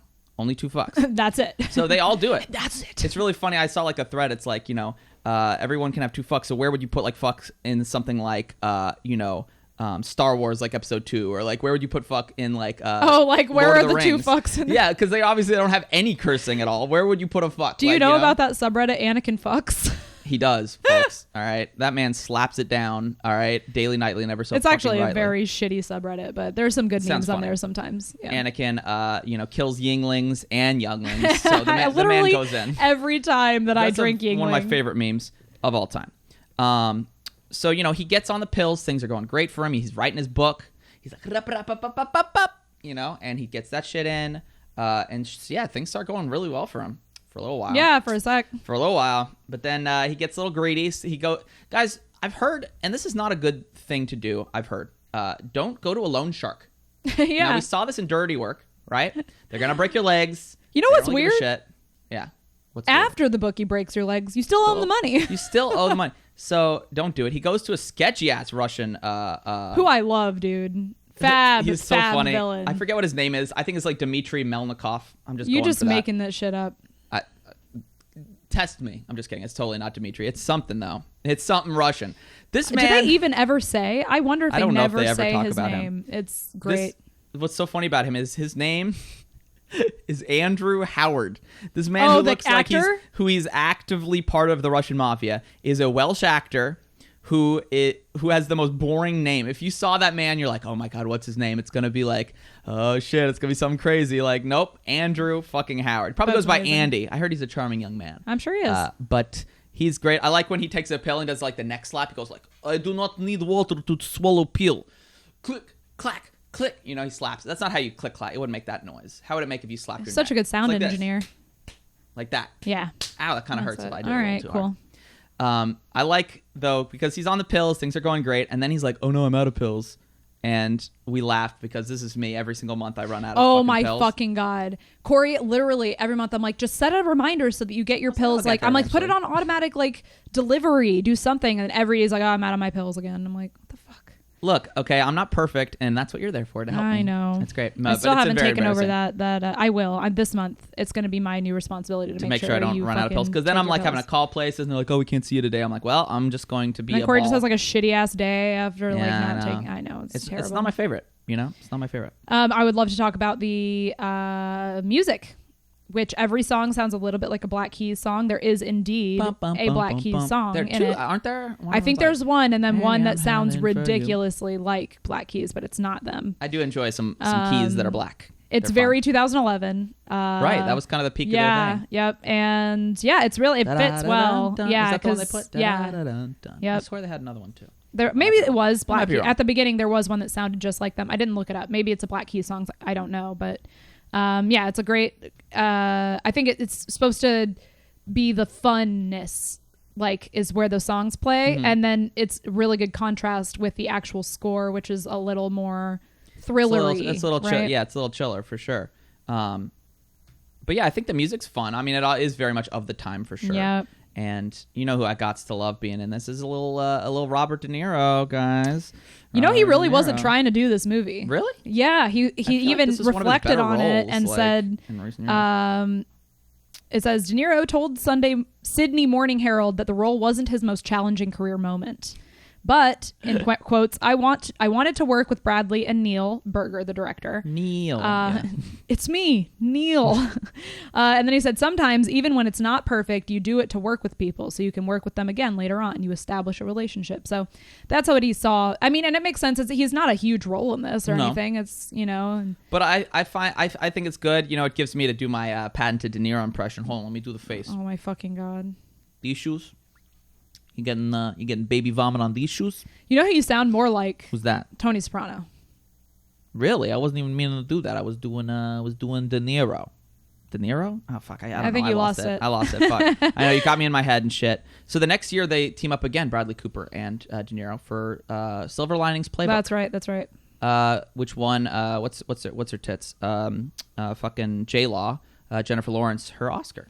She's a cutie. I enjoy her from time to time. I think America got sick of her after a while though. Like she was in too much too soon, or like Yeah. and they're like, all right, okay, J-Law, like pump the brakes. Now she hasn't been in shit for a while, Yeah. but I hope she gets back in it. I do She's fun. too. She's I do fun. love her.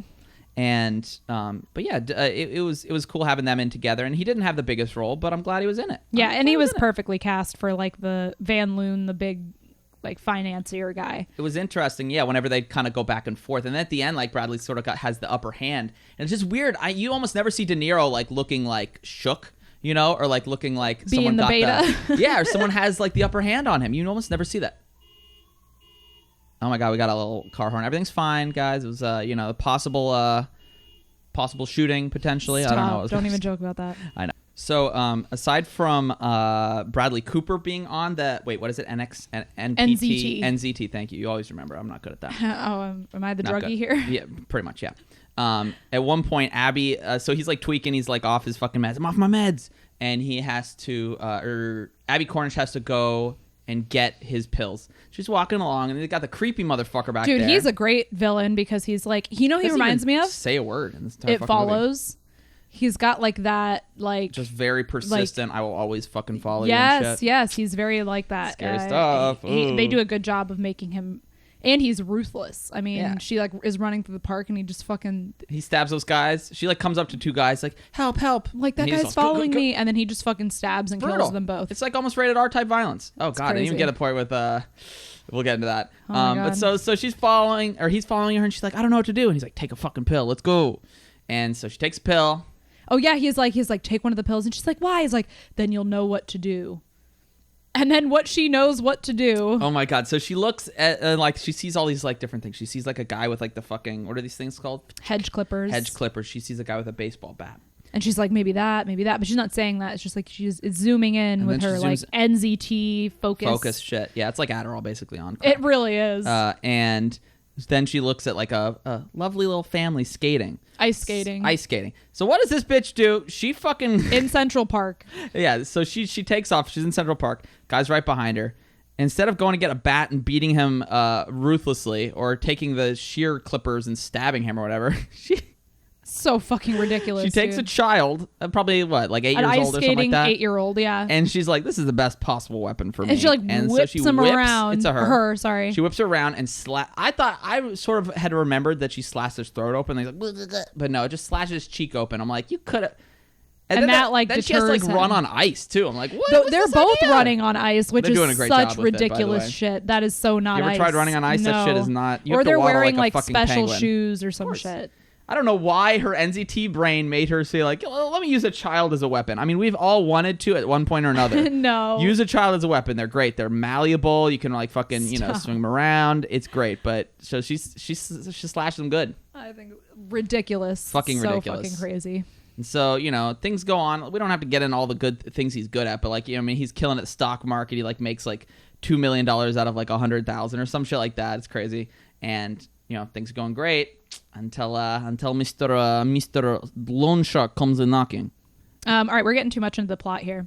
I want to talk about. I was just gonna get into I mean, the people blood have. slurping, Hopefully, but you've seen the movie, and it's great. I love the one quote when he's, and I think this would have made a good tagline.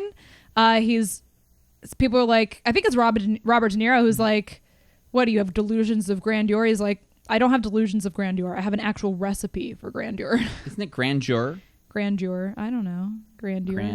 All right, message below. Team Cory, it's grandeur. Fuck. And grandeur. Grandeur. That's how it's spelled. I mean, Grandeur. there's no J in this fucking word. Yeah, but DU in that case makes a jur sound. J. Grandeur. Grandeur. I think that's just how lazy Americans like say it. grandeur or some shit like that. I don't have delusions of grandeur. Grandeur.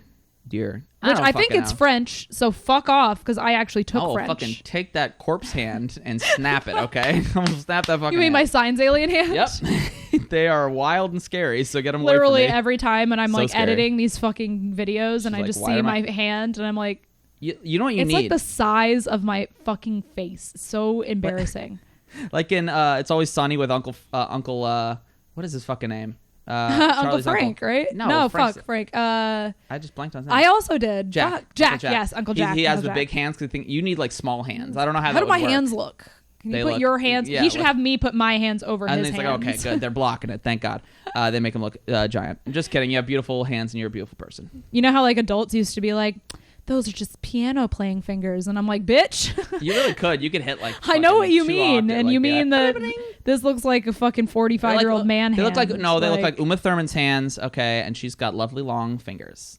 Actually, they're like too long. Like yours are just perfect. And they're mine good. are very much too long. Like, look, put up our hands together. They're about Let's the see. same. Can you see? Well, it's the same as like your fucking legs are as long as my legs. It's just your Wait, torso. put it there so people can see. They're like the same length. It's fucking ridiculous. All right, sorry. What are you Anyways, supposed to do about that? I mean, just get 'cause you're hand 5'4". surgery. I'm just kidding. Jesus. I mean, we could break up, take off like a bone in the middle. And Yeah, then yeah. but then you have like stubby little hands. There's no hope for you. Just, I saw a thing on Reddit where over a it. girl didn't have this joint. It never developed, and so what her happened to it? finger can't bend, and it's just straight all the time.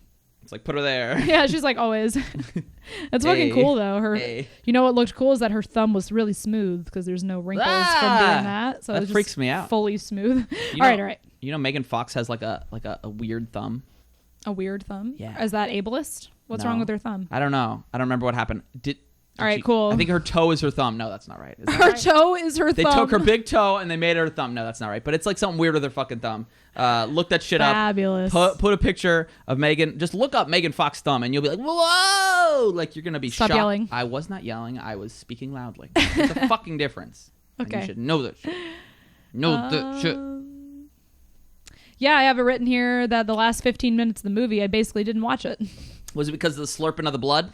It So was it's pretty very much violent. everything that happened in that like last 15 minutes. So I'm not a fan of stabbing. Kind of grosses me out. I mean, I hate blunt force trauma in movies. Like, I hate when someone's like beat with like a hammer or a baseball bat. That fucks me up. I don't like any But of like, this. I don't mind a good clean stab, but he's like, he's kind of getting in there. He's really like, he's like twisting Stop. it. He's I pulling don't. up. Like, God damn committing. it. Yeah, I didn't watch any of that. There is a whole sequence where He stabs a guy really intensely. And the then, Russian guy. Yeah, and then he slurps up the blood because he's like, I need that NZT. Oh yeah, because the guy took his last pill, And so he went. and the guy didn't take his last pill. Oh god, and the sound effects like. He fucking like, he put it in he dissolved it in water and shot it up. Oh, and to his fingers, which is gross. I didn't even think about that. Now Ronnie always gets freaked out. I can't with, like, do it. I can't do any kind of. I mean, like, it's one thing to be afraid of needles, but I can't do specifically drug use in movies when there is something with the blending of using a needle and the desperation of of those two things. I can't. It's so fucking hard for me to watch. Like, just the thinking of like putting it in yourself is No, not okay. Ryan doesn't like it. So I've thought about doing heroin at one point or another. No, for sure not. But I didn't know about freebasing. So if I ever tried heroin later in life, you got to freebase that shit. You know what I'm saying? Do you know what freebasing is?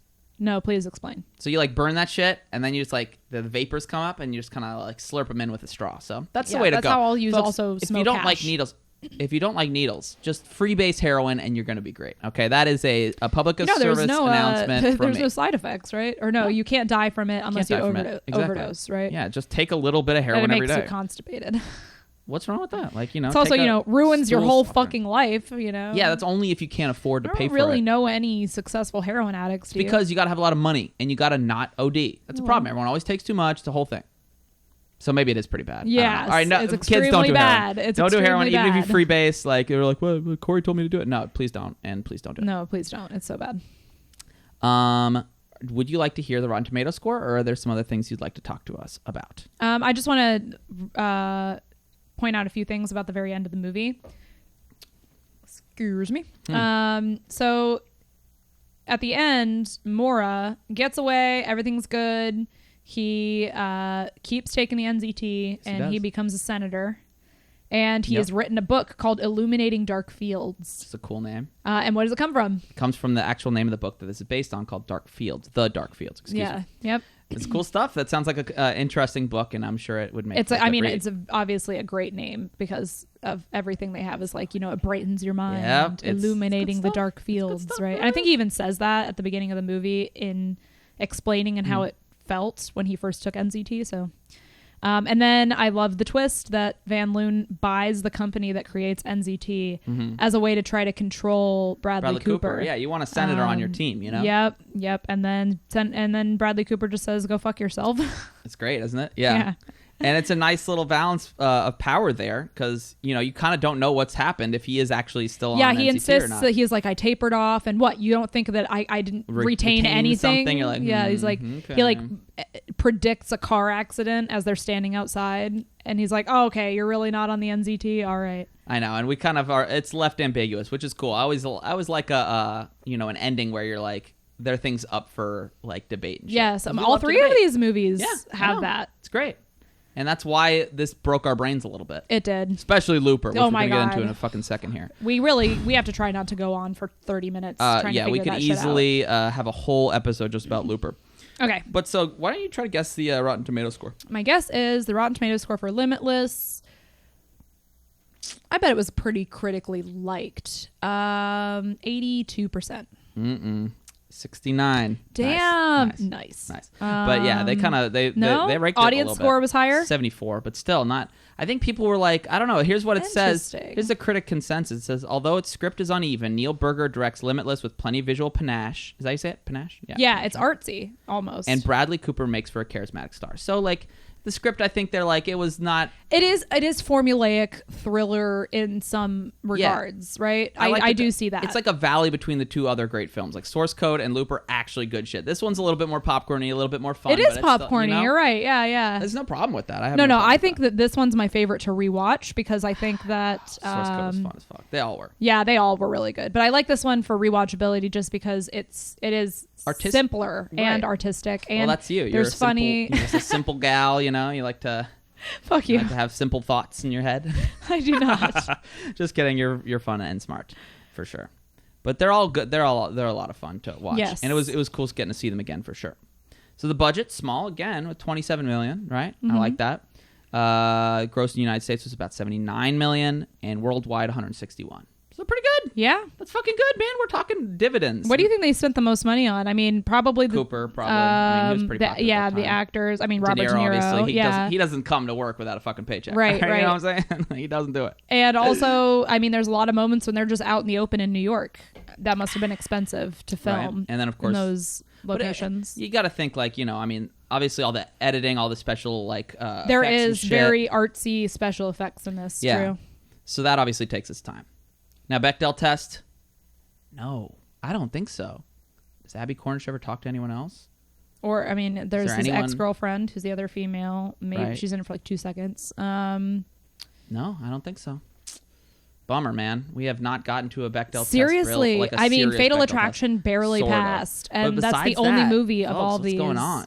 What's going on? And also a serious lack of diversity in a lot of these movies that we've been watching. Besides in source code, yeah, the only like There's, Jeffrey Wright was the only like I think that partially the blame Character that wasn't white. is on Hollywood for just not having enough diversity. especially in sci-fi. Have you noticed that? Like Yes, sci-fi is very yes. white, like fucking genre. Which Well, is we could unfortunate. solve that problem like George Lucas did, and Oh Jesus Christ! miscast horribly Samuel L. Jackson. Oh God, I know he could have done. There's a way to have diverse movies and not be shitty about it like Exactly. that. But yeah, so I'm hoping going forward we'll pick some movies that have more diverse casts and not just like fucking white guys sure. that are leading. Okay, yeah, TikTok. Your time's up. You know what I'm saying? Yeah, Like, time's up on us. Time's up on white people. But yeah, I do want to just say that I think that's mostly because we don't have a great choosing pool. You want to say that again? no. You want to try that again? Choosing pool. That's Yeah, what you're you going know for? what I'm Okay. saying. I have no idea what you're saying. You know what the fuck I'm saying? Sorry, I just like to make shit get up. it. She does. She's Yeah, so going forward, we'll pick some good diverse ones so we can do that. Marry, you're gonna do fuck, Marry, Fuck, Kill. kill. You're gonna do it because I did it last. Give me Okay, shit. so Marry, Fuck, Kill, Bradley Cooper, Robert De Niro, and the Russian guy. Oof. All right, here we go. Let's see. Marry De Niro. That guy's good for money. It'll be great. Kill the Russian. That guy's, he's too much. Scary He as talks. fuck, He's like, dude. I like to skin people and then put head. He literally talks about- skin over head. Yes, you don't die from this, you suffocate. Oh my God, she's throwing out the accents again, guys. This is so exciting. This is an exclusive, yeah. wonderful moment for us all. Fabulous. When Veronica does her accents. Yeah, you do not suffocate, or you do not die from it.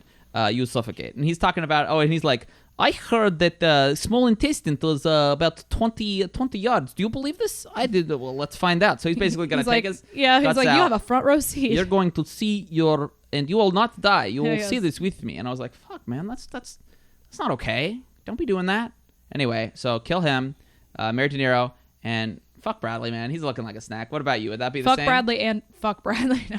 Exactly. Yeah. I mean, yeah. Gotta marry De Niro, man. He's the one that's got that sweet. I don't bang. know. I'd marry Bradley. I'd be in a a sexless relationship. That's the thing. You can I fuck other wouldn't. people, be in a sexless relationship. Maybe he's not even gay, but we'd get gonna married be a for no tax for me, reasons, dog. Tax reasons. Yeah, I would love to get some incentives, and I'm sure he would too. Yes. De Niro, I'm good company, I am very good company. I'm sure a man of class like that would be like, I'm going to bring this kid to all my events. Is We're that- going to the opera, okay? And he's going to opera. talk about Don Giovanni and other things of that sort. Don Giovanni. I make for a great companion. Yeah, All you right? do. Folks out there know this to be the case, okay? They're like, God damn. You do. You You know, I do. got to go somewhere. I'm bringing Cory along. That kid's going to be fucking hot. He's going to be cracking people up. Yep. He's going to be charming as shit. And he's not too hard on the eyes either. He's not too... Very, very smooth stuff. Very classy. I'm learning a lot from you right now, dude. As you fucking should, okay? That's what I bring to the table. I know. All right? You do. That's how I win. That was from a fucking Uncut Gems, which is an okay film. So, third and finally, we have us a little Looper. Looper. Which I think is my personal favorite of all three. Now, you say that Limitless for rewatchability, but when you first saw him for the first time, what was the one that really stuck with you the Yeah, most? Looper. Looper? I think so. Now, we've got two taglines for this. They're okay. Okay. You ready for them? Yes. Now, Looper 2012. So these all took place in the same 2 years. Isn't that funny? I know. 2011, 2000. It was just a popular 2012. genre. These like mind-bending What I love, sci-fi too, shit. is they're completely original. And Yeah. nowadays, we just get fucking like, oh, this is like this, or Reboots. like a reboot, or a fucking... New Alien. This shit, it shows that you can make money on smaller budget, original sci-fi. And, Why the like- fuck don't we do this more often? I think that this guy had a hard time selling this. No, I think that was source code. The They Jones, wanted- whoever the screenwriter I was. think they wanted more than Ripley. just a train. Ripley? What the fuck Was are you talking the about? person who came up with the story and then sold it. Ripley for, I don't. That's their last name. Oh, I thought you were talking about like Ridley Scott, and I was like, it's not Ripley. No, I'm talking about source code. Is he a writer or some shit? Yeah, he was having a hard time selling the concept. I think they wanted it not just on the train. They wanted like more right. set They thought pieces. it was going to be boring. But that shit wasn't No. boring. That shit was fun as fuck. Yeah. So yeah, Looper. 2000 I wonder if it was hard to 2012, sell this. You got Joseph Gordon-Levitt. I always forget JGL. We'll call him Joey GL. Joey GL. Joe Jojel. Joe Gordy L. I don't know, something like that's pretty good. It's I'll none work of on that. it. I'll work on it none later. of It'll be that. great. So the first one, you ready? Oh, and of Yes. course Brucey Wills. Brucey Wills? Brucey Wills. B Wills. Bree Will. No, I don't know. I'll work on it. Brucey Wills we'll go with. It's good stuff, 2012, and here's the tagline. Hunted by your future, haunted by your past. That one's pretty good. Pretty good, right? That It's one's like I'm pretty intrigued. good. I'm intrigued by that. I'm ready for some past It future doesn't like action. make me want to watch the movie, but What? if you've seen the movie, it fits well. And this one's in a similar vein. Face your future, fight your past. I like the first one better. Definitely. Hunted by your future, haunted by your past. I think that's a little bit better. Yes, I agree. I do. So yeah, what do you got with the blurb? You got a nice little blurb for us? Yes, I do. From the back of the DVD. DVD? The DVD. Did anything age poorer than the DVD and like Seriously. CDs? You know, Yeah, just CDs a aren't poor- cool. it's a Although poor I think they quality are thing. coming back because early 2000s culture is starting to become vintage and like well, I know they fun. have like fucking cassettes coming back, which is kind of weird. But I mean, I get that. It's like obviously records. Records are timeless. We have records. You know, Yeah, they're cool. VHSs, cool. Well, as fuck. the thing I like how about bulky they records, are. I think, and the difference is that people actually insist that the record has a specific sound. But nobody argues that. And I stole this idea from VCR World. He talked about this in his podcast. Shout out again to VCR Seriously, World. listen to his podcast. It's really good. But he was talking about how VHSs are not about the quality. And No, in it's fact, they about have the- much poorer quality. Yeah, exactly. But that is what creates the nostalgia. Yeah. So you want to watch a movie from the time when you were a child in the way that you watched watched it it as a child. then, right? Exactly. It But really it's not the helps same thing with that. CDs. No, it doesn't not. have like, or with records. Records has like sort of a scratchy, like not great quality. People think it's like it's different. You know what I mean? I think they Like, describe it as like a buttery sound. It's yeah. more Well, like it's a richer sound. It's analog versus Right. like Digital. Exactly. which Thank you. I couldn't We figure out what it's know called. I know from audio engineering this podcast. Of course. The difference between those and what happens when you are Analog is digitally rendering. I mean, I switched our mics So it specifically could be because USB analog. mics have such garbage quality because they're digital instead of analog. So I'm not great at knowing when things suck sound wise. it's so weird. I'm like, when we first met, Cory would have like these songs. Like I don't even know what it was. An MP3 player or maybe Yeah, your it must have been or iPod some or shit, something. yeah. And you had like It's these quality really stuff. shitty quality songs. I And think I'd was like downloaded them or something. Yeah. And they just weren't good quality. but I remember you arguing with me about how they sound the same. I'm like, no. These like you can hear like the reverb and like the tinniness, and you're like, I don't hear it. Yeah, I don't know what you're talking about. But now, I mean, I think I'm getting crazy better to at me. it now. Yeah, But it's yeah, definitely definitely. something that Ronnie's like, oh, this sounds bad. I'm like, it Oh sounds my like God, sound. that shit It's- gets It's me. a sound that I hear. You know in what I my think ear it holes. is? Smoking weed. God, well, now you got to edit that shit out. We're not fucking. Oh, we're not talking why? about illegal Oh. drug use. Okay. Oh like yeah, on you're this right. I'm podcast, sorry. Okay. Go ahead and send me to prison. Yeah, Call please. the FBI. Please do. Just read the fucking blurb. Okay, That's what okay, you're okay. good for. Okay. I'm just kidding. Just kidding. damn. I love you and I love my wife. Okay. No, you Please don't. please don't call. Who do you call if someone doesn't love their wife?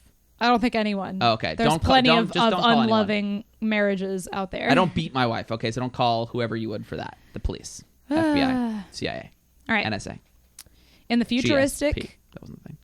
Continue. Don't do that fucking fish. I swear to God. Okay. I might have to break my cardinal rule. Just never beat your wife. Don't do it, folks. Oh my God! Shut up! Stop threatening to beat me. You're People right. really are gonna call the FBI. Oh my God. All right. Just do the blurb. It's gonna be great. In the futuristic action thriller Looper, time travel has been invented, but it's illegal and only available on the black market. When the mob wants to get rid of someone, they send their target 30 years into the past, where a looper, Ooh. a hired gun like Love it. Joe, who is Joseph Gordon-Levitt, is Blew my waiting mind. to pop up. What's Sorry, happening? it's really crappy quality, so it's hard to read. Did you Joe- not find an HD version? Joe is getting rich and life is good until the day the mob decides to close the loop, sending back Joe's future self, Bruce Willis, for assassination. Is that it? That's how That's it ends? it. Yeah. Really? Wow, that was abrupt. I was ready for like, and in this thing it was, but no, that's that. Yeah. Yeah, pretty good stuff. Pretty fun. We've So got overall, these DVD blurbs are not nearly as cheesy No, I think at one point was like DVDs are trying to be like sleek and sexy, Yeah, you know? that's true. It's like we're not They do those have, like, a bulky feel ass, about thick them. ass VHSs. And They're just sleek the as fuck. marketing of movies evolved, I Ugh. think. Can't believe I had so many DVDs. You remember how many DVDs? I had like Yes. 50 DVDs. I know. was We like, ended up why? selling all of them. Yeah, and then I was like, oh, but I want like a physical. I was like, I don't know. I actually didn't Well, have a now we real don't even have attachment to it. disc drives in our No. Oh yeah, exactly. computers. What the fuck am I supposed so to do here? You know? I don't even think we have a way to play a DVD in this house. What about in the gaming computer? Nope. There's no disc drive. See? What the fuck are we doing here? All right, you know what the fuck? There you go. So decided against it. It's not necessary at all. No. But you're right. It's not as cheesy. There's a nostalgia factor to the VHSs that we like, but Yeah. it's a good way to get through like the crux Right. of the These film are definitely without- not my favorite blurbs. I like to do the older movies They are because they nice. have more fun blurbs. You know what's a fun blurb? What? You. Aww. Aw, I'm a That blurb. didn't make any sense, but I liked it. I was just trying to like not insult you, so people will continue to tune in. I think for a people tune lovely- in to hear you insult. Oh, me. then I'll continue. Great. Thanks. So, initial thoughts on this film? What were some things that you enjoyed? Shit is super artistic. I again It with is. the lighting. Love it. Do what Oh, I yeah, you mentioned that. Yeah. You're good at like figuring this shit out. Like I don't know. really like to pay attention to that. In this, they have a lot of they change the lighting based on the time period, like Right. when they have future Bruce Willis versus like this dystopian almost looking Mm-hmm. world that Joseph Gordon-Levitt's in. They do a lot of outdoor shots that are very bright and overexposed that contrast well with their dark, Like when they're underexposed indoors or shots. like at night too. 'Cause, Yeah. there's a lot of it at night. You know Yep. where this was mostly filmed? Where? New Orleans. Oh. Isn't that interesting? In fact, they had thought that they were going to, because originally in the script it was that he was supposed to go to France. That's why he's learning French, right? Right. Joseph Gordon, fluent in French as well. What's up with these guys knowing French? Pretty fucking cool. Yeah, because Pretty- it's hot. I know. I was gonna say she was really in. She's not only just into Joseph Gordon-Levitt, but she was into Joseph Gordon-Levitt with makeup to look like a young Bruce Willis. 'Cause she thinks Bruce Willis is hot. Especially that Amazing time. makeup, by the way. Yeah, that that's makeup an Oscar artist. award-winning guy. I forgot who I'm he pretty is. sure he won. He For got. sure. I don't know if he did I don't for know if he this. won. He got nominated Let me for look. something. You might be right. For the makeup in this because it was really, really good. It is. It was excellent. And Joseph Gordon-Levitt's fucking impression. Yeah, he looked at a ton of. In fact, it got to the point where like Bruce Willis is like, "Damn, this is like uncanny." You know, like he's like, "This is like looking back at my old Yes, self." he was doing. Because He fucking kills being young he Bruce Willis. Really, really did. What the fuck was I looking up? Oh yeah, like let's see awards. Let's Yeah. if See there's an what Oscar if that shit. bitch got. I don't know what if this it was a should have bitch. It could have been man bitch also. been. Man, bitch. Could have been. Foreign film. So nothing Oscar wise, but it does look like. Some other kind of thing. Yeah, but I'm not seeing anything for fucking makeup. It really Maybe should have not. been. Maybe not. Maybe it was just I read like somebody praising them. Shit's good. Shit is really good, and he looks like a young Brucey Wee. Oh, I think you were just about to Bruce get Willis. into why it was French instead of. Oh yeah, yes, thank you. Yeah. So originally it was French, something but they The character is learning French because he plans Exactly. to go to France. But right? like their budget didn't really constitute for like them actually going to France, right? So they're like, okay, well, maybe we'll just make it like, because like they had Hong Kong based or like Chinese based like backers like financially, and so they're like, okay, well, maybe we'll just change it to like us going to like China, but like we don't have the money for that either, so we're just gonna turn New Orleans into like some place in New Orleans where we can make it seem like China. And their backers like, nah, yo, we're gonna fucking pay for you to go to Shanghai. So those That's motherfuckers awesome. flew them to Shanghai, and they filmed all the scenes that were actually in China, which I think is fucking cool. That is. And that's also why it was such a big hit overseas. You gotta please the Chinese audience. I don't know if you know this, but without the Chinese audience, shit don't work. Yeah, you've told me Shit this, and it's so don't work. surprising to me and cool. Yeah. I think that's awesome. It's fucking nuts because a lot of times, like, that's why you don't see villains that are Chinese. When's the last time you saw a fucking Chinese villain in a movie? Yeah. You switch it up. You make them Korean because fucking South Korea doesn't give a shit. Whatever. But China, they get pissed off easily. Like, remember when people were saying that what's his tits look like Winnie the Pooh, and he got really fucking God. mad? Who is that guy, by the way? What's his name? Is he a president? Is he a dictator? He's not a dictator. But We're like, very well informed here Shut on up. the Trifecta. Shut up. Yes, we are. Kim They said he- Jong Un. No. What? No. No. I Oh, wanna that's say Mao North Zedong. Korea. That's right. Sorry, Yeah, hold on. that's Oh, North like, Korea. Is he a president? Let's see what's up. Let's see. He's a president. They Anyway, said they he said he looked looked like like Winnie the Winnie the Pooh. Pooh. Oh, his name's Xi Jinping. That's right, Which that's is a great right, name. that's right, No, that's wait. So it's Xi Jinping. And they said he looked like Winnie the Pooh. Oh, my God. The third one down is Chinese president Winnie the Pooh. And it's really fucking funny. Oh, my God. He looks like Winnie the Pooh. He looks very nice. He didn't like that shit. Anyways, they don't have a sense. He doesn't have a sense of humor. So you can't make fucking villains Chinese people. You just can't. Right. But they brought him to Shanghai, so they changed that in the script to make him go to China, which I thought was pretty fucking cool. And also, instead of just changing the script completely and making him from the top be interested in going to China, they make it a plot point where Jeff Bridges, who is a fucking amazing... He's really great. great. No, Jeff Daniels. Sorry, I said the wrong thing. Yes, it is you're Jeff right. Daniels, yes. right? Mm-hmm. Jeff Bridges looks a little bit like him now that I'm thinking about that. No. Okay. Nope. They All just right, have cool. the same first name. Yeah, okay, great. Perfect. But yeah, so he's like, I'm learning French. I'm going to go to France. He's like, you should go to China. And he's like, no, I'm going to France. He's like, you should go to He's China. like, I'm from the He's future. You should go to China. Yeah, yes. It's really funny. And then he eventually does actually end up He there. does go to China. It's a great little moment. It is. I fucking love Jeff Daniels in this. I think it's really fun seeing him as like a crime boss, because you see He's him, like a dad crime boss, dude. right. Well, he's like his whole persona is like very like, you know, nice and like kind, and even if you see him being kind of like a jerk in other movies, he's always comes from a place of like goodness, you know. Yes, It's I mean he's interesting not to good see. in this. He's very he's ruthless. He has care for like Joseph He does love Gordon-Levitt. Joe. He loves Joe. Yeah, but eventually when it comes to the time that Comes he has down to to get it, he's got to get him. I mean, he's not. He's like, I mean, I'll yeah, kill he's him no matter not what, nostalgic right? Yeah. at all, but he did care You for got to him do a what lot. you got to do, kind of guy. Yeah, for sure. Hard ass a little bit, and I like that for Jeff Daniels. Yeah, it's interesting to see, and he takes the little Joseph Gord off the streets, and basically like puts a gun. He says, "Puts a gun in my hand, gave my life like a meaning," and stuff like that. Yep. Dude, is this all about like Parenting? parents and children? Yes, Because actually, it really is. All right, we thought this was gonna be like a crazy shoot 'em up. No, this shit's like deep as fuck. It's super more than deep. any of the other ones. This one's deep. Yeah. It really is, because it looks into like what it's like to be a parent. Yes. And like how Joe grows up without like a mother and shit. Yep. Who like abandoned him, and like how much that fucking like has affected him so much. Yes. And then we see that again. We see that he has sort of had a father figure with Jeff Daniels. Yep. It's good. You know, though, we haven't even really talked about the time travel aspect, which is Fucking time travel. intended.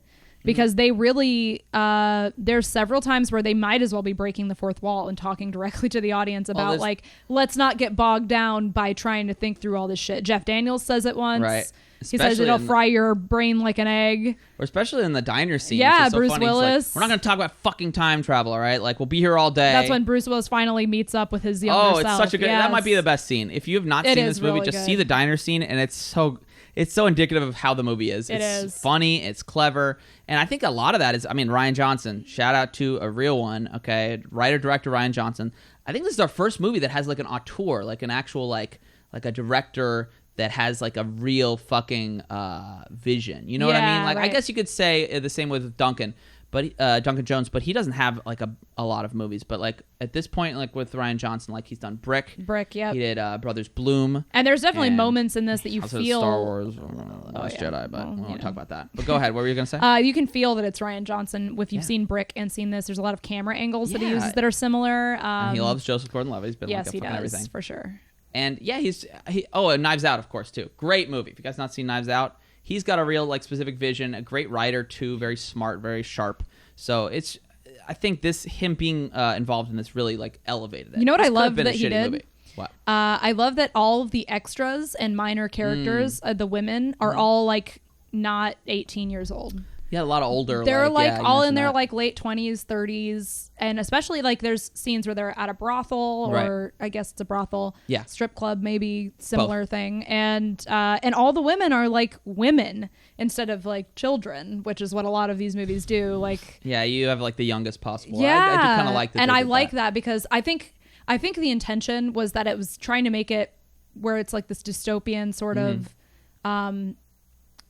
like run down feeling, like it's not supposed clean, to be it's not yes, like- yeah, right, it's it's not- supposed to be hyper real, I Right. think, in those moments, and I really liked that. It was something I noticed immediately. I was like, wow, there's not any fucking like children in this. Right. There's no like little girls pretending to be prostitutes like these movies tend to do. Oh boy, yeah, and I think everyone just seems sort of defeated, you know. And Yeah, he's- true. It's No overuse of makeup. A lot No. of the women in this are not super made up. Even the ones who are supposed to be very beautiful, they have Piper, like, what's her very name? look She's- like yeah. like normal looking women. Which I love. Gotta love it, and it's I think it's a very well constructed film. I like that the future is not too futuristic-y, you know what I mean? Like it's Right, like right. It takes It's place in I think it's 2070, right?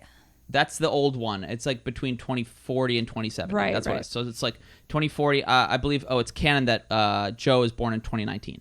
So yeah, 2019 to whatever it is. So he's got to be like 30 basically. He goes from like 30 to 60. I think Bruce Willis is supposed to be 60, right? Because there's 30 years between the two of them. But you know what I like? I like a good old blunderbuss.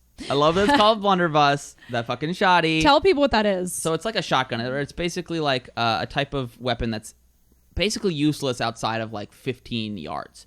It's not long distance. And if there's a very specific reason shoot. Plot-wise why they choose that. They do. And it's actually cool to see that they come back to that because you think, oh, blunderbuss, that's just a cool-ass weapon. And it is cool. Right. Cause, but the fact that it's not ranged is very important to the plot at the end. Exactly. And I love how it looks when, like, God, I fucking wish this were the case. Like, so in movies, when you shoot someone with a shotgun, they go flying. That's just not the case. In real life, because of Newton's third law, right, which is what, this is a science any action, podcast now. something with a reaction. Wait, any action will have a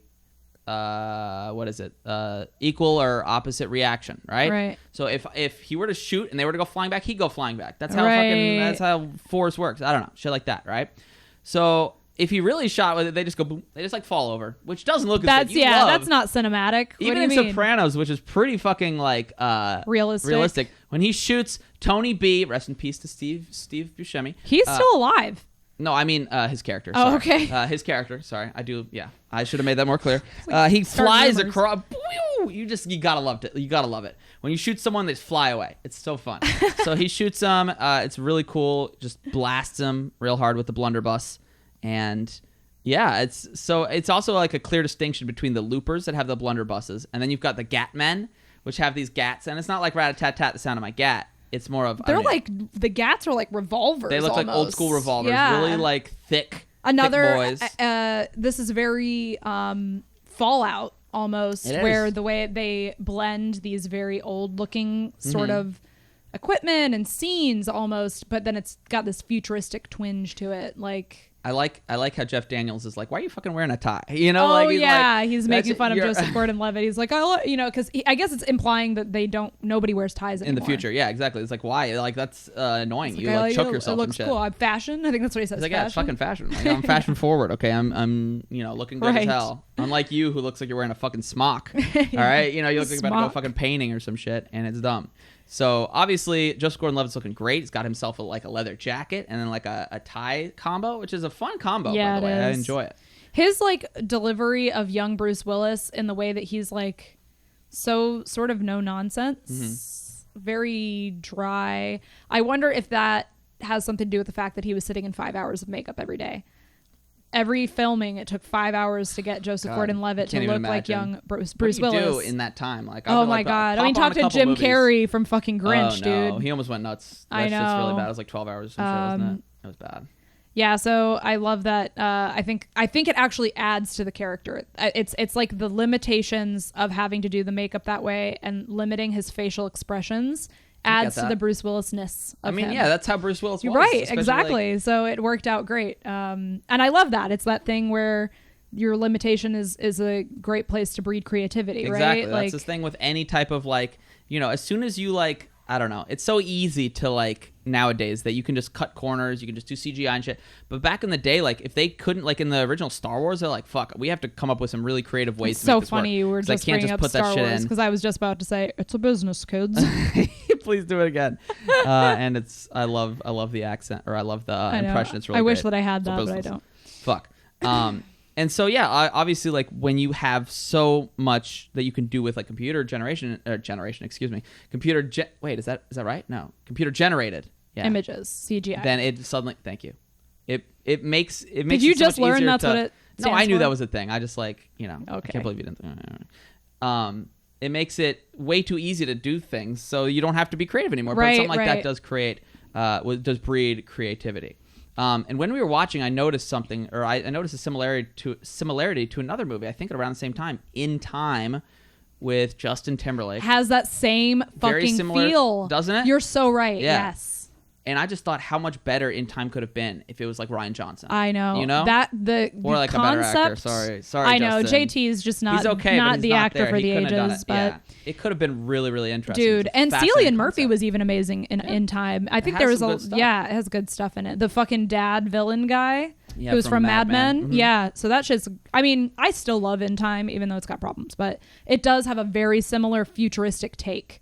Like the bad districts in Time look just like where he lives in right. Looper. Yes, And it's like slightly dystopian, but not too much. I think it's lots of dark unless it's daytime where it's overexposed. It's very could have been a similar. better movie, but what are you gonna do? Yep. Another thing I want to talk about, unless you had something to mention first, was No, go ahead. with his friend Seth. When old Seth, like, so basically you close your loop means that you kill your older self, Right. And then you take that, And then sweet, you're out sweet of the gold, game. yeah, and then you And have then- 30 years of fun, and then you're gonna come back Because your 30-year-old later 30 you've already has killed been them. killed Exactly. already. Right? So you know time that travel that's- shit. Oh god, it hurts your brain. So Seth, who's Joe's best friend, he like lets himself go. Don't do it, folks. It's a bad move. Yeah, he basically figures out that it's him. because normally these people are just like shown in front of them with a sack on their head, so you don't know the identity as the looper person. You don't know that you're killing yourself until after you've done it, and you reveal that the silver that they Is usually actually get is gold. But he sees him, right? He's not wearing. No, it's not that. It's that he's singing He a says, song. "Oh, that's right." That was one that his mom sang to him when he was younger. Yeah. He lets him go. Oh, but it's bad news because then they end up torturing young Seth. They cut off his limbs, and at that time, old Seth is just losing limbs left and right. It's right, fucking because crazy. if you're affecting him in the past, then he's looking like he's got some shit carved in his arm. Yeah, oh like he's boy. got a scar now from when they're currently torturing Seth. It my trips God. your mind out. It does. trips your mind whole a lot. You know, honestly, there are no movies where I enjoy violence. Yeah, Ronnie's all weird about that now. Like, There's I guess never 'cause a she has time. a kid. There's one time What? when Hermione punches Malfoy in Prisoner of Azkaban. That's the one time you've enjoyed violence? Yep, that's it. Name another. I can't, but there's got to be some good like that was a very cathartic moment where it's like, hell yeah. There's none of that where like a bad guy gets his ass Violence beaten. is either disturbing or boring for me. God, especially With Marvel. no She's in like, between. all right, that's This enough. is exactly why I can't fucking do Marvel. Because Marvel is both. It's mostly just boring. Yeah, it but wouldn't because call it it's not disturbing. real, like it's so hyper realistic and not. I just can't do it. It's such a waste of time for me. I just like it's either like, oh, I can't watch that. Like they does could have a just lot. said that in the film and that would have the same effect. Like for me, Right. there's nothing that adds to God, a I film. love me some violence. Nope. Violence is so much fun. It's No. like, oh my God, I can't believe that fucking happened. He went nuts. I'm sure there's something. We'll think of Try to think of some something. time where Veronica Why don't loves you some comment violence. below for a time in a film when you really enjoyed Yes. the violence, when you don't normally enjoy violence? 'Cause If you're then somebody who then likes we'll watch violence that. in all of the movies, then your shit doesn't You love me count. some violence. But if you're like me and I you're get your not a point, violent though. person, then You become especially like it was after having Ramona. Like, Can't do and it. anything with kids, obviously, like that also has fucked me up too. Like I can't like watch like kids go yeah, through any in this dangers or movie, shit like you that. mean when he kills a bunch of children? He kills a couple kids, guys. All right, Woo! which is not a good thing to do, but sometimes some kids are gonna get killed. That's life for you. I am crying. I know it was pretty tough. I had to move it away from her. And I was like, can we "I just don't skip wanna the hear." scenes? He's like, No, I had to no, I watch want it. to watch these kids get killed. I did not. It's part of the Yeah, fucking you love story. it. It's No, a you part of love the it. story. You I love do it. not like to watch kids get killed, but if it's in a story, I'll watch it. I It'll can't be great. fucking do it at all. She has a hard time with it. That's for darn sure. Darn sure. Damn sure. Fuck that. Yeah. Um, So we haven't even fucking talked about Emily Blunt yet. I was about to. Now you maintain that she's doing a southern accent. And to that I It say there is- are no southern accents in the future. That is They were the first to go. Okay, clearly. That Have you is so noticed that? fucking stupid. The entire South has just been wiped out. In the future, They're filming it's in just, Louisiana. And he mentions the So? sugar cane. And then you were like, they don't grow sugar in America. And then I was like, yes, they do in the South. And then you looked it up and I was right. Yeah, just a couple though. Like, And it I just was right. And it in was Louisiana. really In good. fact, Louisiana. Wait, was Louisiana one of them? I think it was. Yeah. Is it supposed to take place in Louisiana? Oh my fucking God. Yes. That's not even the South. I mean, it is the South, but like not really. Like because you got the Cajun. Comment it's kinda below French. if you think that Louisiana is not the South. Not the South. Okay, the South is on the other side, like Mississippi oh my and God, Missouri. dude. Or You're I don't know. Maybe ridiculous. Missouri's You up. don't even know where it is. I do know where it is. What two It's states next- does it border? Texas and Alabama. Woo! I was fucking right. There's one more. Georgia. No. I think it was Georgia. Nope. Yeah, it's Florida. No. You're missing a whole Isn't it state right up that's here? between those. There's no other place besides that. Yes. Missouri. No. No, Missouri's way up here. Don't do that fucking face at me. Georgia. Wait. Your goddamn, fucking we had it. geography is such garbage. Hold on. I got this. I already said Mississippi. Yeah, that's Mississippi. I said Mississippi. Oh. No, maybe I didn't. I don't think so. Fine, Mississippi. Yeah. Ha. I know where it is, and it's not the South. Anyways, Like, is Florida the South? Yes. No, it's fucking not. Florida and Louisiana have too much other culture. Everything else is the South. What? North Carolina, South Carolina, Tennessee, Missouri. Comment Wait, below Missouri? if you think that Florida. Like, is Texas the South, babe? Yes. No. Texas is Midwestern. I'm fucking done. You don't Anyways, know shit Emily about the United Blunt. States, the continental United States. I think I know way This more than fucking you. bitch over here, dude. So anyway, she has an accent. It's a little Okay, Corey would like to argue with me until he finally conceded because I had to convince him that it was clearly that she was trying to do a Southern accent and it I was think super she's doing shitty. a like hybrid accent. No, she was trying to do a Southern accent as a British lady. No. It was All right, maybe. it was atrocious. She's a great actress. She's Don't a be mean wonderful to her. actress. It's not about She's that. lovely. I love her acting. Her trying to do a Southern accent and it was constantly slipping. She just couldn't nail it, dude. She was like from the city, like, you know. And as a person who grew up in the South like I did, you fucking know that. Don't But I also grew up in the I'm South. pointing at you. I'm saying Like I did. I was confused. I I got know. it I could now. tell by Shut the your fuck up. dumb face. God, I got a cute face. I thought you said. Yeah, it's cute and dumb. Oh. Yeah, so cute how I dumb I couldn't. am. It was very annoying to me. It was in the same way that Jeffrey Wright's dumb mad scientist voice. See, this is bothers her just so fucking. I don't understand why this fucking bothers you. annoying. Just like get over it. Because it's not immersive. Suspend disbelief. Suspend it. I know you. Turn off your It's the stupid same. brain Like when and I fuck point that. out the bad CGI, and you're like, "That's not stop doing CGI." this to me. Why are we watching movies together? You just make me sad. I was like, I want her accent to be in and I want Do you his voice remember to be in good. this movie when they had like the shitty like I didn't need to think Star about Wars that. Episode 1 style like bikes, With the, the fucking hover bike. bikes? Yeah, the bike was cool. All right, god damn it, I'm sick of it. And I'm Oh my done. god, it was the worst. And along with Emily Blunt, you have a kid who's a pretty fucking cute. Amazing He's a cute little kid actor, dude. But he can also be killed kind of it. scary at times because he's right. like That's this. what made him great. The range in this movie for him to just be a normal What is he, 6-year-old. like 6? He's bringing all He these was emotions. so He's like good, crying. He looks dude. sad. He looks scared. He looks upset. He looks angry. Pretty impressive Yeah, stuff. really and impressive. that really is the linchpin of this movie because it has all Yes. its emotional aspects. Yeah, and this is where I want to get into the deeper themes here about Please. those characters, which is Emily Blunt's character and just that whole storyline is a love letter to parents of children that have behavioral issues. God, it's crazy. And it's all a metaphor on how the parenting of a child that has behavioral struggles Mm-hmm. or too big emotions, as the parenting world tends to call them, and how fucking vital it is to know how to parent that correctly and how badly it can go when you don't. And that's literally what this whole movie is Yeah. the crux of. I mean, it's You're even right. Joseph Gordon-Levitt's story is like Yeah. that. Just Yeah, how dude. important it is just to have a parent be there. You know what I mean? And like, her she's like, I'm fucking always gonna be acting there. of the parent of a difficult kid. It's good stuff. Oh my god! And stuff. I don't mean to say difficult. The word I like to use is intense because Yeah. it's just if you have a kid that's an intense child, you know that it's so fucking difficult to like. What? Yeah. What? How do you sort Like, of how do you- navigate this? right. Yeah. Like it's a very important thing that I love that they explore in this, and it's what makes this movie different from because we talked about earlier how they try to just steer away from the cerebral aspect of like Right. trying to understand time Travel travel and like shit. that. Instead, focusing on- Focus on this bigger story. You want to make right? it a human story for this to Yeah. work, and that's the people that criticize Christopher Nolan for any layman out there 'Cause he doesn't have, like, that the he doesn't deep have that parts. sort of thing. Yeah. But this one, I think, really does. It benefits from having that emotional so much aspect to and it. it definitely makes the end way more hard hitting. Oh, yeah, I mean, hits there's you no hard. way you could. Hits you hard.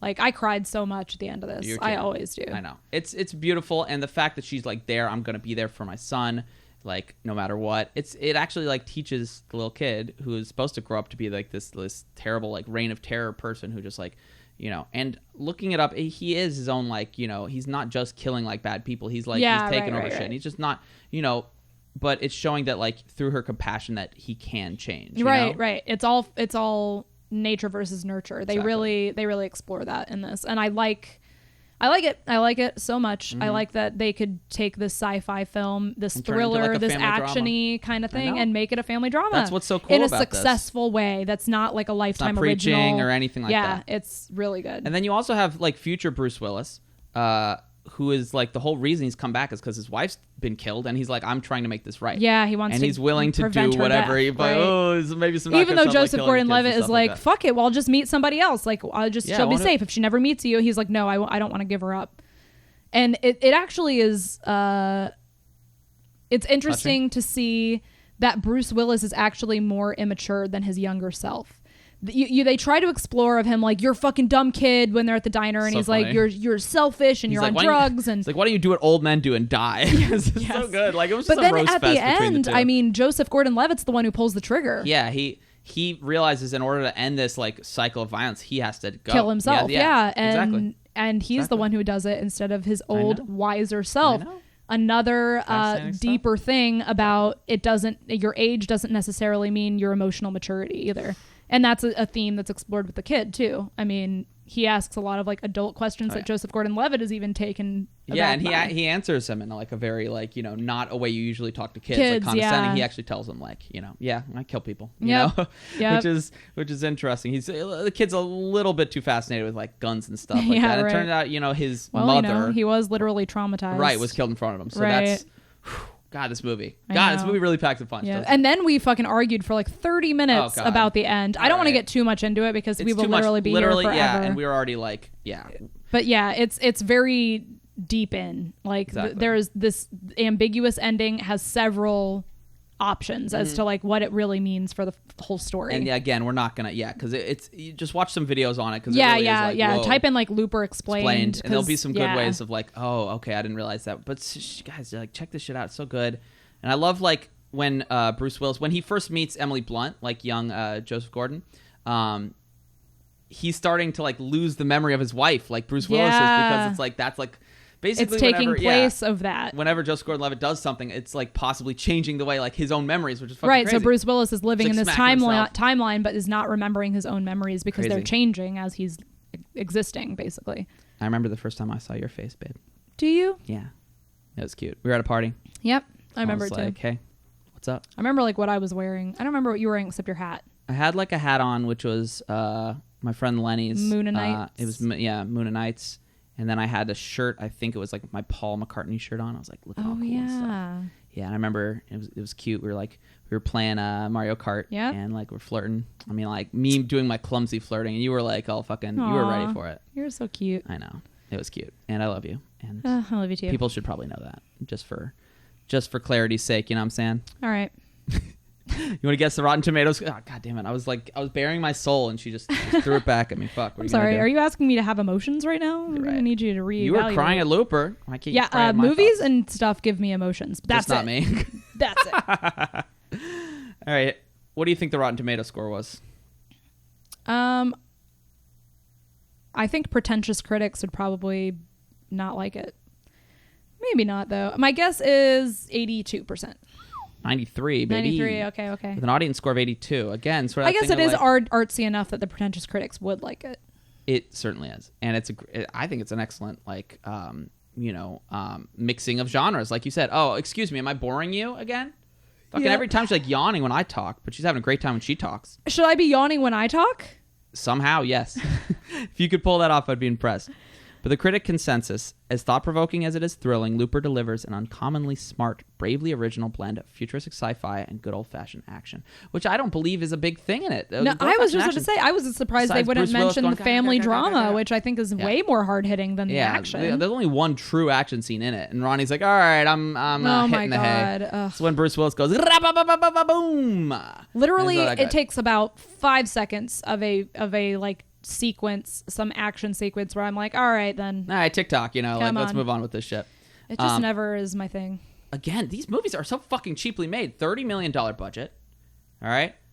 Gross in the United States 66, so it didn't do great. But then worldwide 176. That's that fucking Chinese market. Gave it basically another 110. Ah, that's Because interesting. when you talk about global, it's mostly China. China's Right, fucking right. huge for movies. They love American movies, and they make up a big chunk of that shit. That's very So interesting. you gotta be all up on China's dick. All right, you must. You must in order to make that sweep of cash. Does it pass the Bechdel test? I don't think so. Are there any female characters other than Emily Blunt? Emily Blunt. There's the Piper. Is that what you said her name was? Yeah, Or- but they never talk together. I think No. it's Piper.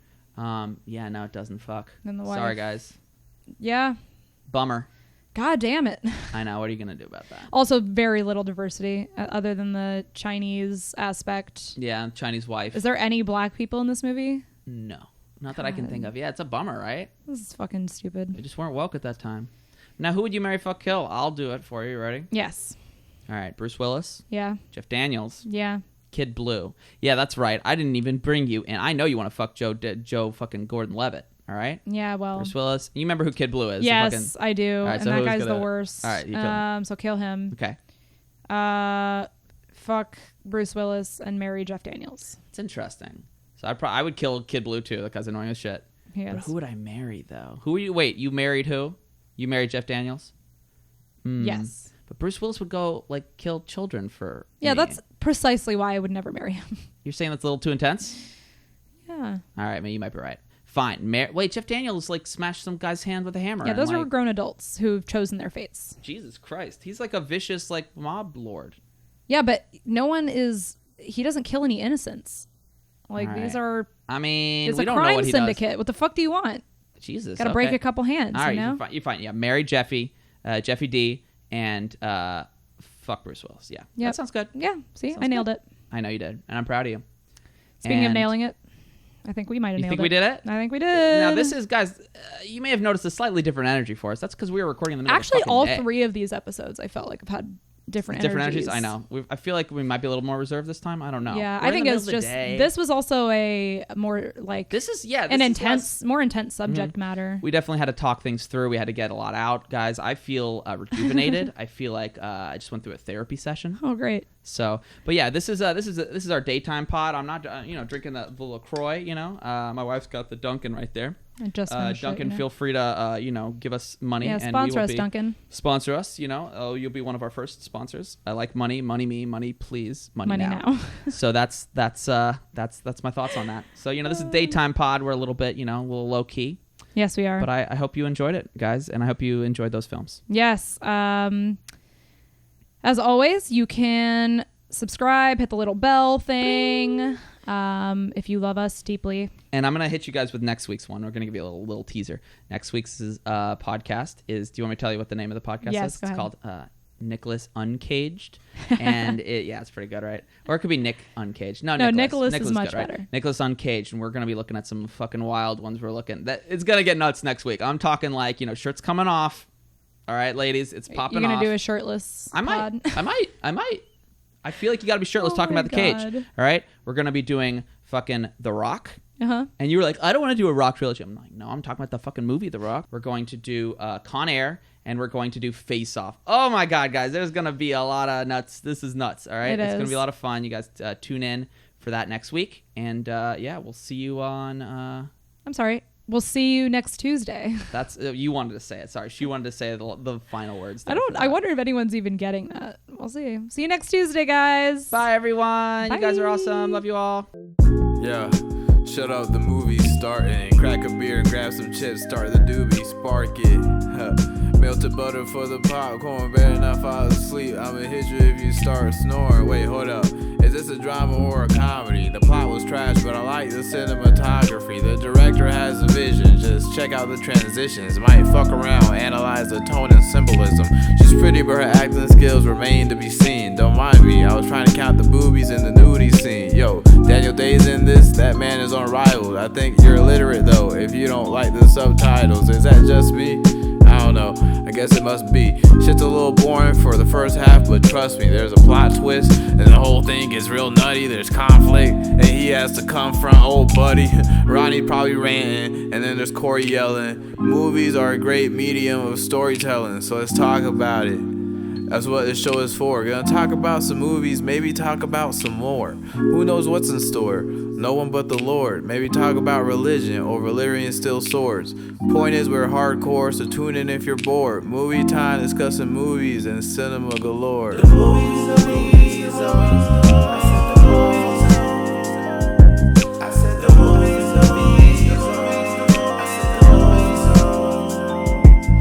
The movie